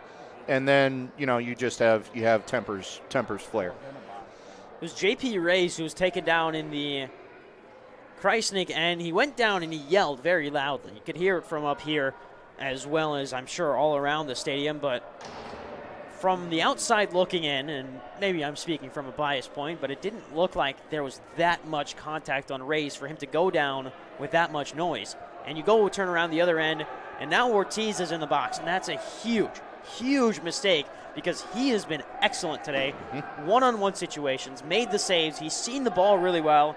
You put a guy in Ricardo Atencio who yesterday gave up 7 goals and only made 1 save, a 12.5% save percentage. And they are taking away the penalty shootout, which is a little bit of an interesting decision here. Yeah, that's kind of interesting, and I also see Marco has run over, and he's throwing things in the penalty box too. So that's not going to be good. Looks Ortiz is in there, and then there's a third Orlando player. So Reyes is in there. Yeah, JP Reyes in there as well. I don't know what the call is on him, or if there is a call on him, as this one rolls through, and Damon Almazan has sent that one to the sky. Yep. He was ambitious, and he got really far under it. He got amped on that one. He just sent it very much skyward. Krajisnik, through yesterday and today, have been a perfect 100% on the power play this season. And coming into yesterday, we're also 90% on the penalty kill. That number has since increased after going perfect on the penalty kill yesterday as well. Actually, I stand corrected. Orlando did get a power play goal yesterday, so 50% on the penalty kill yesterday. But the power play is really where this team has shined. Yep, and both portions of the game highly important. But when you're running 100% on power plays, that's highly impressive, and it really takes your game to a whole new level. The first goal of last night's game for Krajisnik was scored on the power play. It was Nelson Santana assisting Damon Elmazon. But that'll do it for the third quarter. Krajisnik are going to head to the fourth with a minute and 23 seconds on the power play after a heated exchange on the near side. A boarding penalty called on Orlando's Marco Atehorta after he took down Krajisnik's Ricky Orozco. A very, very positive third quarter. You get 3 goals on the board. You take a 2-goal lead. And now you just gotta lock it in, play some good defense, and don't let Orlando back into this one. Yeah, you just gotta continue to lock it down. At the second quarter, United was just slamming everything towards the goal. Hit the crossbar, hit the post, they were off by such small amounts. And Orlando, to their credit, good defense, amazing goaltending going on. And then you come out after halftime, and again, I don't know what the coaches said, but you felt like going into halftime, it was just a matter of time before United put a ball in. Then they rocketed off 3 goals. So they're turning around. They need to get through this. Personally speaking, I think they need one more to be able to get themselves into a comfortable position, just knowing their opponent and the fact that they can put a 3-spot up very quickly. If they continue the good defense, stellar goaltending that's going on, and they keep their heads about them, then they should be able to take this one home. We'll step aside. You're watching MASL 2 action on United Elite Krajisnik FC's YouTube channel. We'll be right back after the break.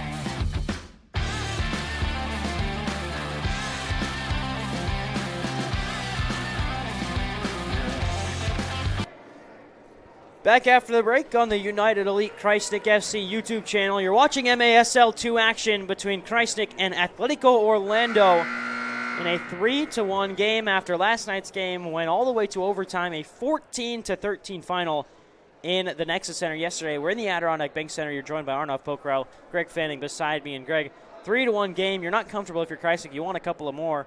But also, you've got a power play. Got to take advantage in the next couple of minutes. You got to take advantage of this. And here's the other big thing. You got the goaltender who has stood on his head the entire game, sitting in the penalty box. You have to take advantage of that.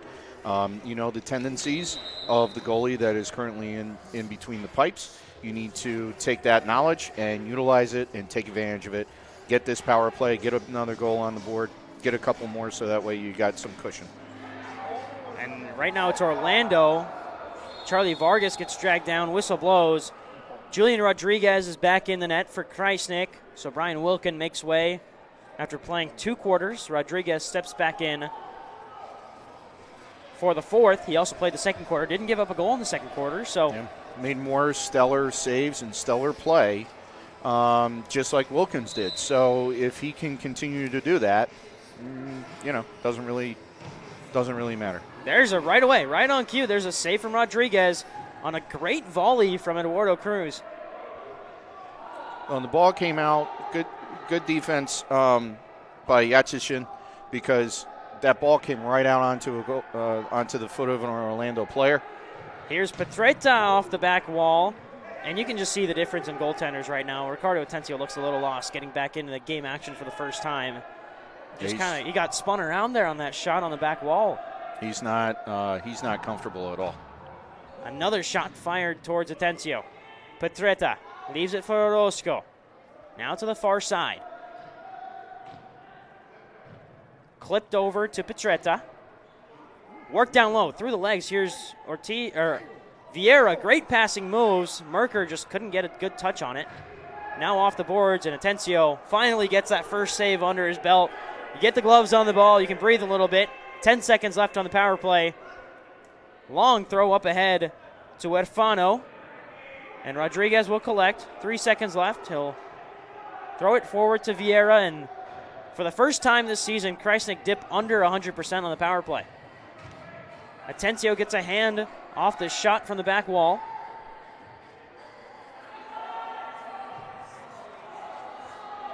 Good pass up ahead. Here's a chance for Orlando. Rodriguez comes out, gets a touch on it. The second opportunity lifted over the wall. Well, Rodriguez was kind of stuck in no man's land there. He didn't know if he should go out or stay back, and then he did a straight star jump upwards, and it was enough to throw off Orlando. So still doing his job. Sometimes the second that you make somebody uncomfortable or you do something that they're not expecting, you make them rush, you make them uncomfortable, and then, the play gets a little haphazard. But yeah, Krajisnik needs to be careful because right now Orlando is making runs right through the middle of the defense, through the middle of the field. That has burned them with Rochester. It has burned them with Baltimore. So Orlando is kind of seeing something, so they need to still keep their wits about them for the next 13 minutes. Still got about 2 minutes and 40 seconds, I believe, on that yellow card for Jorge Ortiz. As here's Svetkovic trying to roll one in. He just awkwardly landed on that back foot. Now he'll step up and get in the way, and both players go down hard. It's a foul on Svetkovic, but coming out worse for wear is Gianpaolo Sirizotti. He's still on the floor after the Svetkovic tackle. I've gotten the wind knocked out of him a little bit, knowing these Orlando players who will pop right back up. These are tough players. They're tough professionals. He should be all right. And you can't look at this. It'll be currently a 6-game losing streak for Orlando, but 4 really good opportunities to get right back on the score sheet. Right back in the win column in the next 2 weekends against Baltimore.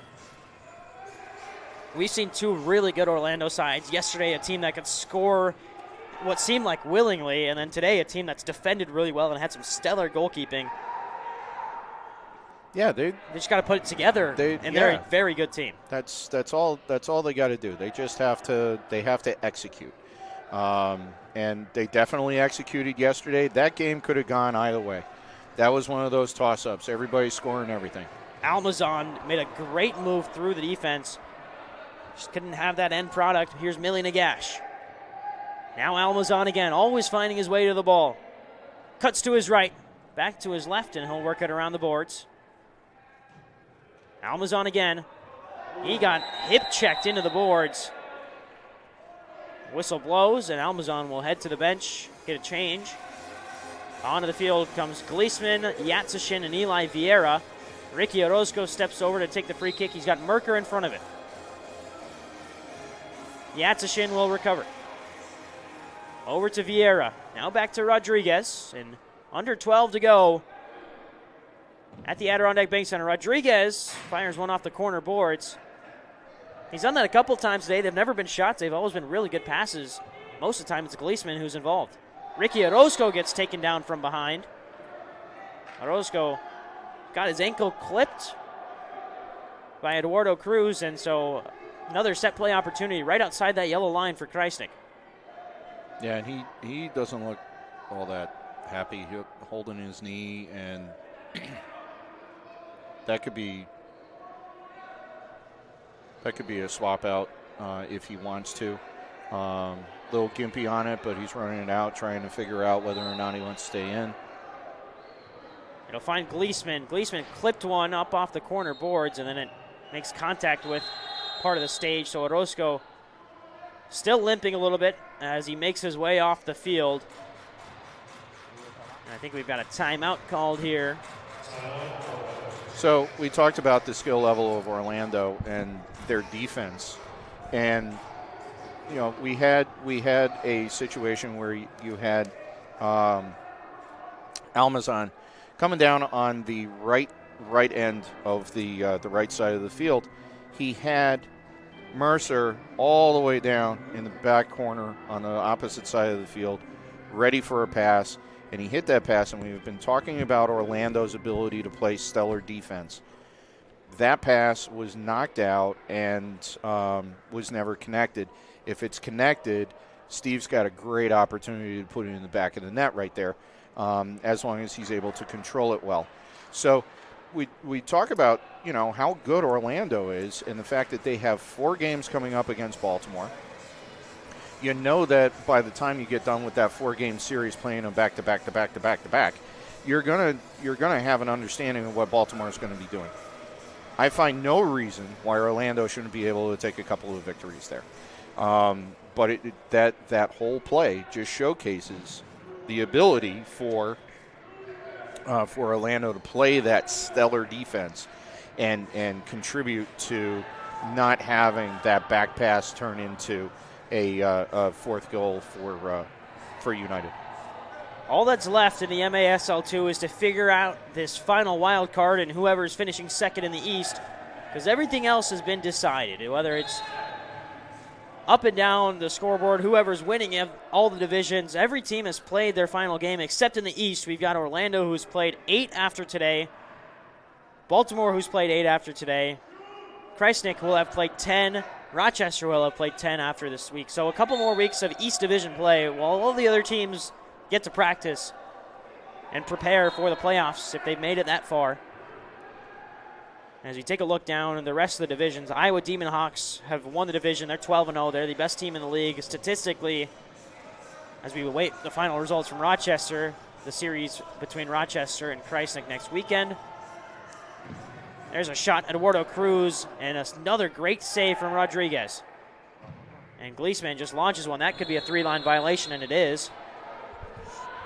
That gives us time to continue looking down. The Iowa Raptors have already qualified for the playoffs. We mentioned they were playing St. Louis today. They lost pretty badly, but you already qualified for the playoffs, so you know you're making it there to Wichita, so don't need to worry about that game against St. Louis. The shot goes wide from Orlando, and in the Midwest, the Wichita Wings are 11-0-1. El Paso Rhino have qualified with an 8-4 record as the second-place team in the Midwest, and the Amarillo Bombers have qualified as the wild card team in the Midwest with a 7-5 record. Kansas Bandits follow them up with a 3-8 record, and New Mexico with a 1-11 record. So 3 teams from the Midwest have already qualified. As that one clips up awkwardly off the boards, Rodriguez off the line, just in the right place at the right time. That was a great play by Rodriguez. That ball was coming in, and first of all, the ball was so far up in the air, he had to address where the ball was in the first place to be able to see what he was going to do. Then he saw Rada, and when he saw Rada coming in, that was his cue to just, time it and put his chest on that ball. A great save from Atencio, who's remained out there, so Ortiz is still on the bench. And the player's down for Krajisnik. Ball finds Eli Vieira. He's bursting through. Shot deflected away. Vieira still applying pressure on the corner boards. Down goes Orlando, and there's the whistle. Moving play the other way. Under 10 to go. Krajisnik, it's winning in the playoffs. If they're able to win today, they guarantee at least a wild card, finishing third in the North. Or in the East, I should say, and guaranteeing the wild card. I was looking at the North Division standings from last year, when Rochester finished second and didn't qualify. It's a different structure this year, which allows for 8 teams to get to the playoffs. It's also good to see Rochester. I mean, after such a heartbreaking season last year, coming out this year, a retooled team with some great talent. Darren Toby's been a big factor on that team. Joey Tavernisi, before the injury, was playing for that Rochester side. He came out this season with a plan, and they've executed that plan. They've taken the East Division by storm. I keep saying North, referring to last year's season. They've taken the East Division by storm with a 10-0 record and a chance to go 12-0 with 2 games against Krajisnik next week. But right now, Krajisnik's got to get the job done. Yeah. Under 9 to go at the Adirondack Bank Center. The final home game of 2023-24 for United Elite Krajisnik FC. The action's not done here for the Adirondack Bank Center, because next weekend we've got a back-to-back between the MASL 1 team, Utica City FC, who are taking on the St. Louis Ambush.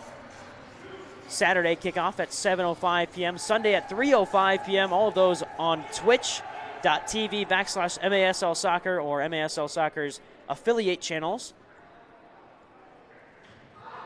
And those UCFC games, always fun. You get to see another level of indoor soccer. These 2 teams have played excellent throughout the weekend, but you look at UCFC and some of the players who have joined the Krajisnik side from UCFC, like Rodriguez, like Wilkin, like Orozco, who have played a big factor this season. Early in the season, Alex Gomez was playing with Krajisnik before he got traded to Chihuahua and is playing with the Savage now. Robert Sams was another player who made a lot of appearances. He was actually a player who was only signed for M2, but played well enough, earned some time to train with the MASL 1 side after an injury to Andrew Coughlin, and he trained well enough and has done well enough in his M2 season. He's down training now in Texas with the MASL 1 side there in Dallas, the Sidekicks. Well, it's always great to have I mean, I don't want to call it a farm league, but it's always nice to have a farm. You know, you have a talented group of players with M2. You can have those individuals who need to do a rehab stint, like we saw with Isak, come in, utilize a couple of games with the M2 group, get their feet underneath them, get ready to play, and then move back up to M1 where they're contracted. And then you also have a situation where you have M2 players that will gain an opportunity with M1 if there's an injury on the M1 team. So you work back and forth, and when you have talent all the way around, it's almost like the teams never skip a beat. And that's a very fortunate thing to be able to have in professional sports, let alone soccer, because especially with indoor, I mean, every bump into the boards, it's kind of like the NHL. Every bump into the boards, you could have a knee injury, an ankle, break your foot, whatever the case is, you could be out. And to be able to have that stability around you on multiple levels is really, really important to keep stability within the organization. And also another success story for Krajisnik was Dougie Barrera Yanis, who earlier this season scored 2 goals against Orlando, was one of our players of the game in that matchup against the Atletico side. He's moved to Romania, so he's made the jump across the pond to play professional outdoor soccer there. Obviously wishing him all the best as he continues to pursue the dream, and playing professionally in Romania is a big step up for him to get outside, play outdoor soccer again, which has always been his passion. It was always great to talk to him. He just had a passion for the game like no other, and now he's playing in Romania to reward that, which is always nice to see. This is one of these sports that it does not specifically stay within the United States, coast to coast, sea to shining sea. It is an international sport, and you get all kinds of opportunities based off of how hard you're going to work. Nothing is ever given to you on a silver platter. You have to work for absolutely everything. And when you do that, opportunities are abound in this sport. And you could be playing in Utica, New York today, and you could have an opportunity to be playing in Japan afterwards. Well, right off the restart, it's a goal for JP Reyes, and it's a 1-goal game. It is a 1-goal game, and you're starting to see Vargas limp off of the field again, this time needing help from his teammates. So Sure. this is what I was talking about. You gotta get that cushion. Vargas will get the assist because he just clipped the ball up for JP Reyes, and then Reyes on the side volley was able to clip it off of Millie Nagash's hip and into the back of the net. So a lucky break, the ball bounces the way of Atletico, and all of a sudden It's a game again here at the Adirondack Bank Center. Like you said, Greg, this is an Orlando team that can score goals in a hurry. Yeah, they definitely can, and you gotta keep your formations and you gotta stay clean. And right now, right off of that kickoff, Almazan tries to switch the field, doesn't get the ball there. It's intercepted by Orlando, and immediately they're on their heels. There's a foul called on Eli Vieira pushing the back, so it's going to be a dangerous opportunity again off of a restart for Orlando. Well, and the one name that we haven't really talked about today, the one name that we haven't really said, is sitting down on the bottom corner of that near side post, and Mr. Rada. And Rada really hasn't been a factor in this game, but this is where he becomes one. Shot goes right into the wall, and now chasing after it is Millie Nagash. Atencio lifting a shot. It's going to go into the stands. A great catch from one of the fans. And the ball gets put back in play for Eli Vieira. Back to Rodriguez. Rodriguez finds Yatsishin, and Yatsishin can move forward. 3-2 game. Here's Yatsishin. Bad pass forward. He'll have to recycle it back to Rodriguez. Rodriguez spent some time with New York Ecuador FC playing in the futsal scene in the U.S., and that really has carried over. As down goes Orozco, contact to his back and sent him tumbling to the ground. So now we're starting to get that handsy style of soccer going again, and while it is not while it is not to the level of what it was in yesterday's game, you can feel the intensity starting to rise again. And tempers are starting to flare. Gleesman will stand over it. He's got Forbes to his right. Eli Vieira's down on the near side post. Gleesman rolls one, and it's deflected away. Just the slightest of touches was able to take that shot away from danger. Now Krajisnik forced to go back. Yatsishin battling with it. Gleesman trying to flick it up and over everyone. Instead, Orlando recover. It's Andres Huerfano. Huerfano leaves it for JP Reyes. Toe poke down to the corner. Reyes sets up shop at the yellow line and now resets back into the path of Eduardo Cruz. Huerfano over to JP Reyes. Reyes lifts a shot saved by Rodriguez, and the rebound went right into his hands. And now Rodriguez launches one forward to Forbes. Tyler Forbes the other way. Off the backboards, an opportunity, and a late stab in to deny Ricky Orozco a scoring opportunity. Great defensive stand from JP Reyes and Orlando. And now Orlando can go the other way.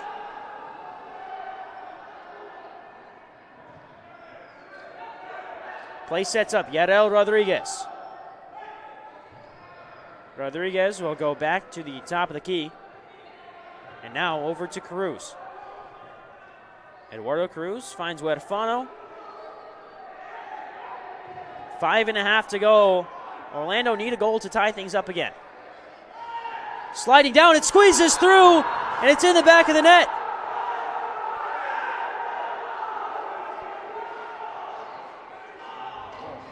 We're all tied up, 3-3. Went right underneath Rodriguez. He had it, and then he didn't. And this is what we were talking about. Orlando finds a way. And all of a sudden, it's a game again. Yarel Rodriguez. After the JP Reyes goal, it's Rodriguez, and it's a timeout for United Elite Krajisnik as they look to regather and reset. We'll step aside. It's a 3-3 game. Don't go anywhere. You're watching the MASL 2 on YouTube.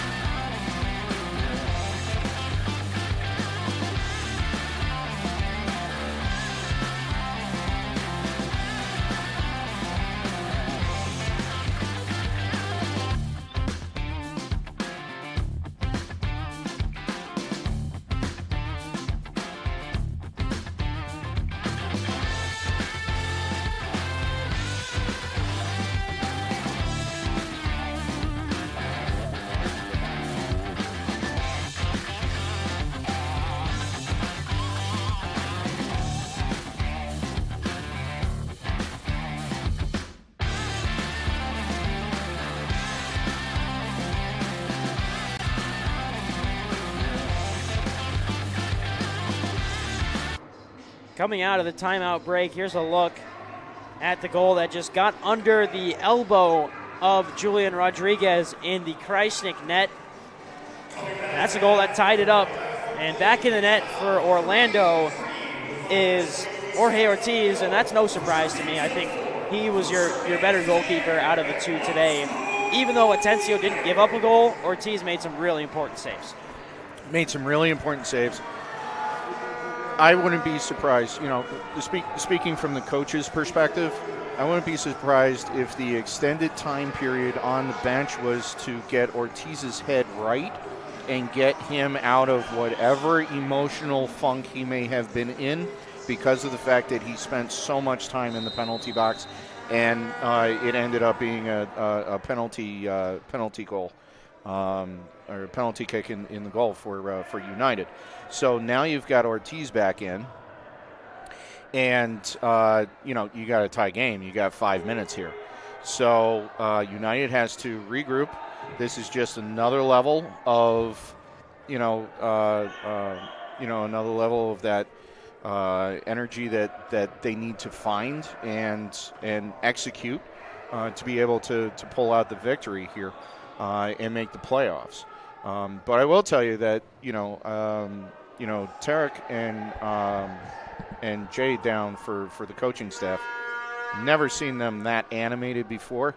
And boy, oh boy, was the energy very strong and the message was very clear.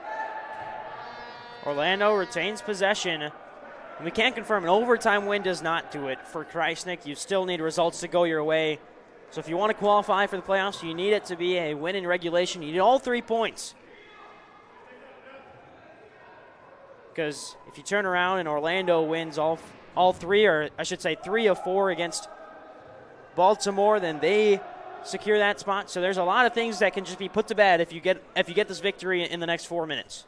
Yeah, they got to handle their own business here. You cannot be, wondering what Orlando versus Baltimore series is going to do. All you have is just, sit there and go, you know what, we're going to win this outright. We're going to punch our ticket. And then we can sit back at home together as a group and watch Orlando and Baltimore play against each other for 4 games, knowing that we're okay and, we've punched our ticket to postseason play. Here's Eduardo Cruz.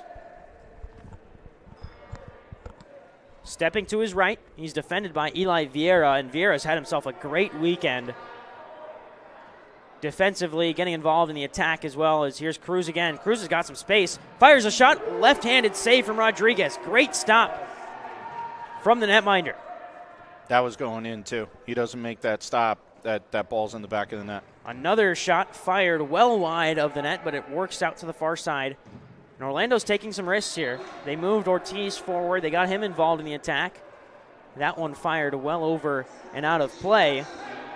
They're also playing Rada deep. He was maybe feet away from the goaltender line, the goal line, and he's was playing high press. He's now on the bench for Orlando, but it was the fact that he was pressing very, very high. Julian Rodriguez launched the ball out of play, so a set play coming up for Orlando. This is where they scored that goal to get them in it, to make it a 2-3 game. It was just a little bit of a bouncing around opportunity for JP Reyes to fire home. This is a team that can score on the set play opportunities. You just got to stop it here if you're Krajisnik. Right at the top of the key. Options left and right. Rolled and stepped in the way. Millie Nagash did a great job of reading that. And now Petretta can move it forward. Vittorio gets sent hard into the boards, and he's grabbing his knee. Looks to be in a lot of pain. Yeah, that's what we were talking about. Every time you go into the boards, regardless of what's going on, it could lead to a disastrous situation. He is in some obvious pain rolling on the turf right now. He's up but limping badly, making his way over to the United bench to get addressed by the coaching staff. And Petretta's a player who signed for UCFC a long time ago. Was also a member of the Syracuse Silver Knights all the way back in 2014. So he's a player who's been around the big leagues for a long time before coming to play for Krajisnik. this season. He's played quite well this weekend, and he's been involved in every play. He's been, attacking the ball. He's been making himself available as an option. He's played quite well for these 2 games. Nagash back to Rodriguez. Rodriguez through pressure, finds Orozco. Orozco through contact, lost it. Chance to burst forward. Orlando scored. They take a 4-3 lead, and right away they've turned it around. Final 2 minutes. Julian Rodriguez pointing out something on the bench. And Krajisnik might have gotten away with this one. We're going to see what happened. I think they're going to award the goal.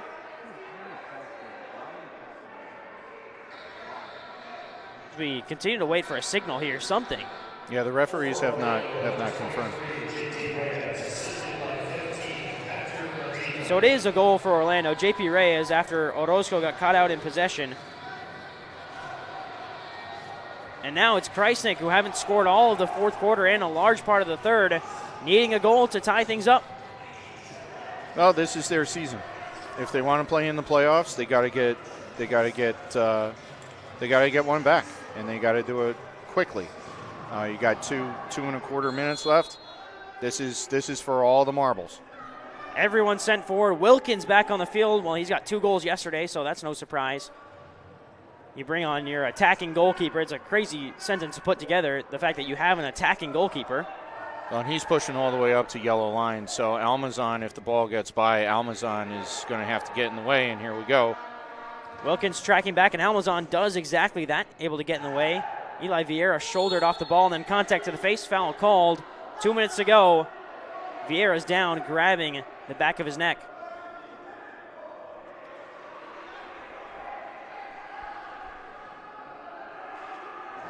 It was good for Almazan to get in the way of that pass. He disrupted everything, so it made it possible for Wilkins to track back, get into position in the box, and no harm, no foul. Wilkins going all the way up to the yellow line. Timeout called by Krajisnik. 2 minutes left in the game. 2 minutes left for Krajisnik to secure playoff hopes. We'll step aside. You're watching the MASL on YouTube.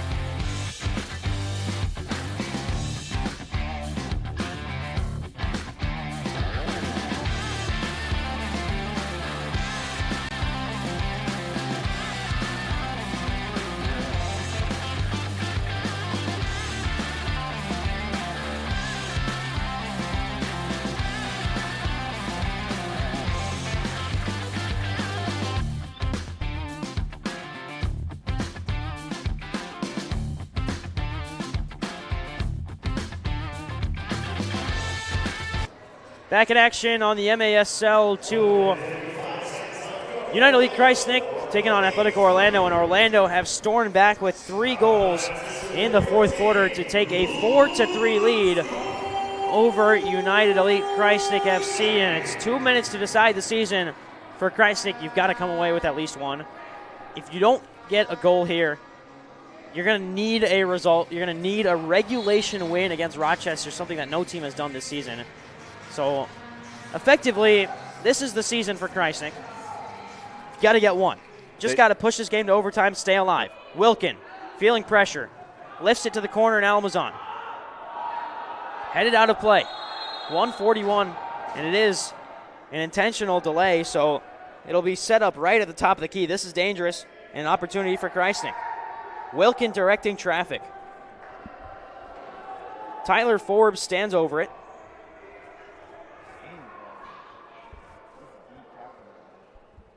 I'm not sure who wants this. Everyone's kind of jumbled up. Wilkins standing in front of Forbes. It's almost like they're trying to catch Orlando off balance here. Here's Wilkin. He scores! 2 goals yesterday, and Wilkin on the volley ties it up. Oh my word, he's done it again. He's done it again. Brian Wilkin, take a bow. Take a bow. That's just absolutely amazing. That's amazing. Not only does the guy fly through the air and stop virtually everything thrown at him, he has had an amazing all-star game playing in the goaltender position. And now he has the opportunity to put one off the rebound, off of the wall, right up there. And there was no hesitation. He timed that perfectly. That is a striker's finish through and through, but you got to keep your head on your shoulders. You still got 90 seconds left if you're Krajisnik. Here's Vittorio Petretta. Back heels it away. Orlando's going to come with some fire now. JP Ray is battling on the boards. Reyes comes away with it, rolls it in. Miscommunication. Forbes out to Almazan. There's an opportunity. Deflected by Orlando. That's last-ditch defending. Forbes holds up on the boards. Needs help. He's 2-on-1. Didn't get it. Foul from behind. Down goes Orlando. Stoppage upcoming. Krajisnik are going to set the wall. It's a blue card. There's a blue card shown. Krajisnik are going to go man down for the rest of the game. Almazan is sprinting over. They've got to get a change on here, go more defensive because Tyler Forbes shown a blue card. This is one of those where if we're in the MSO1, we have replays for officials, you definitely challenge, but now you're playing a man down for at least the next minute and a half, or minute and 5 seconds. And then if the game does go to overtime, you'd be a man down for the first 55 seconds of overtime. Yeah, Krajisnik needs to keep their heads about them. Here's Cruz. Back to Cruz. Krajisnik down a man for the rest of the game. Shot tipped up by Wilkin. Now a chance to break forward, and it's a little bit too long in the end. Krajisnik will just sit back and play some defense. Ortiz bursts ahead. It's 6-on-4 effectively for the next 38 seconds.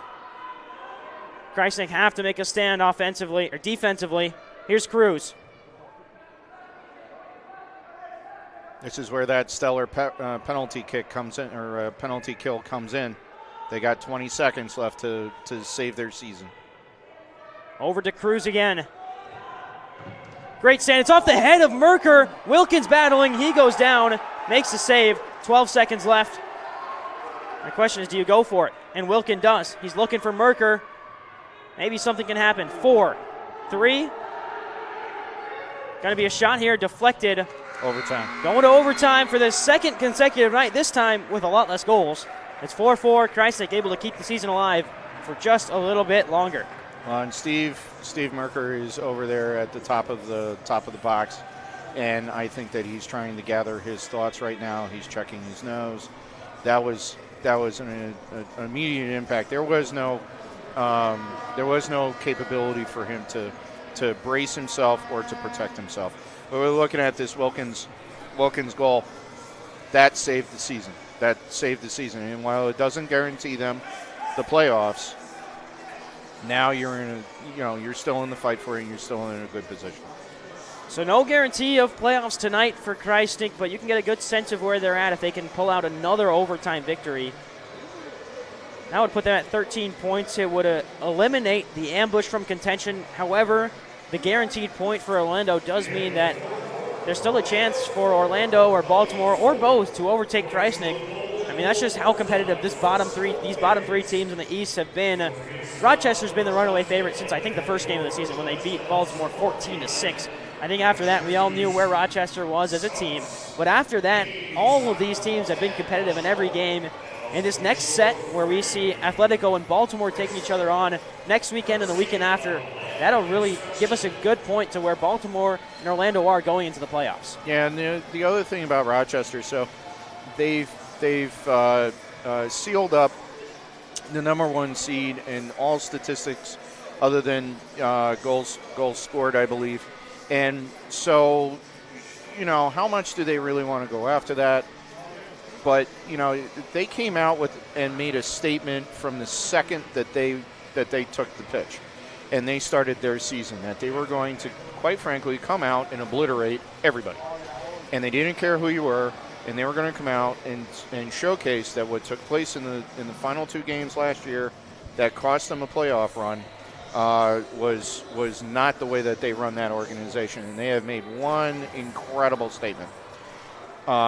So sometimes organizations will rest their key players, but you cannot walk into Rochester thinking that that's going to take place, because if you make a statement all throughout the process of the year and then you rest your roster, some people say it's strategic. Other people are going to sit there and say, "What, you know, what'd you hammer everybody for if that's what you were going to do?"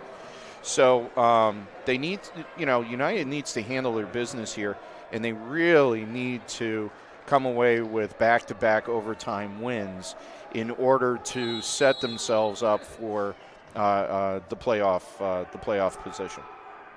It is still 4-on-5. Penalty assessed to Tyler Forbes. Still has 50 seconds on it. They haven't started the penalty clock, even though it is well and truly climbing down. He'll be cleared at 9:05. There's a sliding save from Wilkin, and now a chance to break forward for Svetkovic. He's been the hero a couple of times this year. Scored the game winner in Krajisnik's first MASL home victory. Svetkovic got taken down, grabbing his face. There have been a number of strikes to the face over the last 2 days. 20 seconds left on the Tyler Forbes penalty. He is pulling the card. And it is contact to the face. I think that is going to be a card. Yep, the ref has a blue card out. Penalty door is open. So Lancers next week await Krajisnik, should say, in Rochester at Total Sports Experience. Krajisnik had an interesting layout of the season. The first 2 games of the season were away to the Baltimore Arsenal on December 9th and December 29th at the TU Arena. And then after that, it was 8 consecutive games at home. 2 series against Orlando, 1 against Rochester, 1 against Baltimore. And then you close the season away at Rochester at TSE. Lancers still do have a lot to play for. They're not the number 1 seed just yet overall. They need a plus 19 goal differential. They're currently on the season sitting at plus 86. The Iowa Demon Hawks ran the table in the North, finished with a goal differential of plus 104. So they're looking to beat Krajisnik by a combined 19 goals, and that's a tall task because Krajisnik has played Orlando pretty close a couple of times. They had a good lead against Rochester. Should say Krajisnik and Rochester have played a couple of really close games. It's really been the fourth quarter where Krajisnik has fallen apart to Rochester both games. And the foul is assessed to Eduardo Cruz for 2 minutes. So we're at 4-on-4 for the next 20 seconds. Wilkin, a little awkward pass. He's able to corral it off the boards. And Krajisnik are content to just wait this one out and go to the power play. Yatsashin. 3, 2, 1. Forbes is released. We're on the power play here at the Adirondack Bank Center, and it's immediately a chance. Merker rolls it across. Svetkovic looking for the winner. The rebound just went high. Merker was there, couldn't turn it in. Svetkovic looking for that next opportunity. This one's going to bounce over Yatsashin. He's forced to bring it back in. Krajisnik on the power play now, and Wilkin is well up. This is the season for Krajisnik. Need the overtime win. Yatsashin. Wilkin, is he the hero? Oh, what a save from Ortiz. Krajisnik reload. Ortiz has played out of his mind today. Out of his mind in the Orlando net. Wilkin sets up again. He goes again. Rebounds there. An opportunity for someone to fire it. Instead, played down. Cross comes in off the board. Wilkin's got to commit. Now lifted towards the net. Yatsashin is comfortably back. Able to stop it. This penalty is going to be released soon. Krajisnik's got to be careful. They've got one more push here on this power play, and then they have to start realizing that you can't be this high with your goaltender. Dennis Mastransky, Svetkovic, 10 seconds left on the power play for Krajisnik. Now or never on the power play if you want it. Mastransky has an opportunity, deflected away. Penalty releases. This is a go-away opportunity for Vargas. Vargas, empty net, a chance to throw in. Orlando win. Krajisnik gambled, and Orlando, the benefactor. That's the downfall to playing so high for so long, and they took their chance. They pressed really, really high with him. He saved their season with the goal that caused the overtime. So you live and you die by your plays.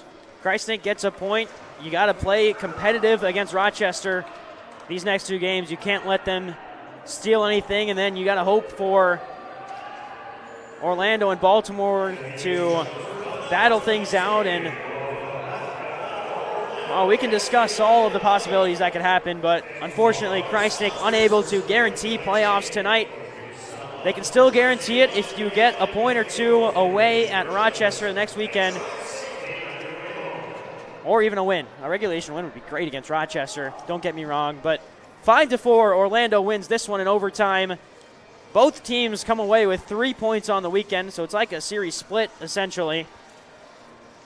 Yeah, I mean, you had 2 amazing games. Both games going to overtime. One was an offensive onslaught, yesterday over at the Utica University Nexus Center.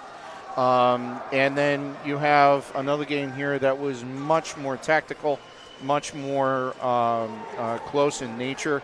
And on top of that, you had 3 goaltenders that stood on their head. But unfortunately, pushing too high and not having an understanding of when the player was going to jump out of the box left them unprepared. And Orlando, let's applaud Orlando. They came back in that game. It was our game to lose, and they brought it back. They did exactly what United did in the 3rd quarter. They did in the 4th quarter. So that'll do it for the home slate in the MASL 2 for United Elite Krajisnik FC. Final one, an overtime loss to Orlando. 5-4, the visitors end victorious in what has been a great MASL 2 season here at the Adirondack Bank Center. For everyone who's tuned in all season long, I'm Arnav Pokhrel, Greg Fanning beside me, Joel Belthizer, Philip Kricka running the camera. I mean, it has been a stellar season. We've seen some incredible games, some incredible Krajisnik victories here at the Adirondack Bank Center, over across the street at the Utica University Nexus Center. So I want to thank you guys for tuning in all season long. The action doesn't stop for us here in Utica. We've got UCFC games next weekend at the Adirondack Bank Center. But that'll do it for M2 action in Utica. Krajisnik falls to Orlando 5-4. They're away next weekend at Rochester in a back-to-back series in hopes of securing a playoff spot. Once again, for everyone involved and myself, Arnav Pokhrel, thank you for tuning in. It's been a great season for Krajisnik. The inaugural MASL 2 season and the inaugural MASL 2 home slate comes to a close in an overtime loss. 5-4 Orlando. That'll do it. Have a great night. Have a great week, everyone. Krajisnik will play again next weekend.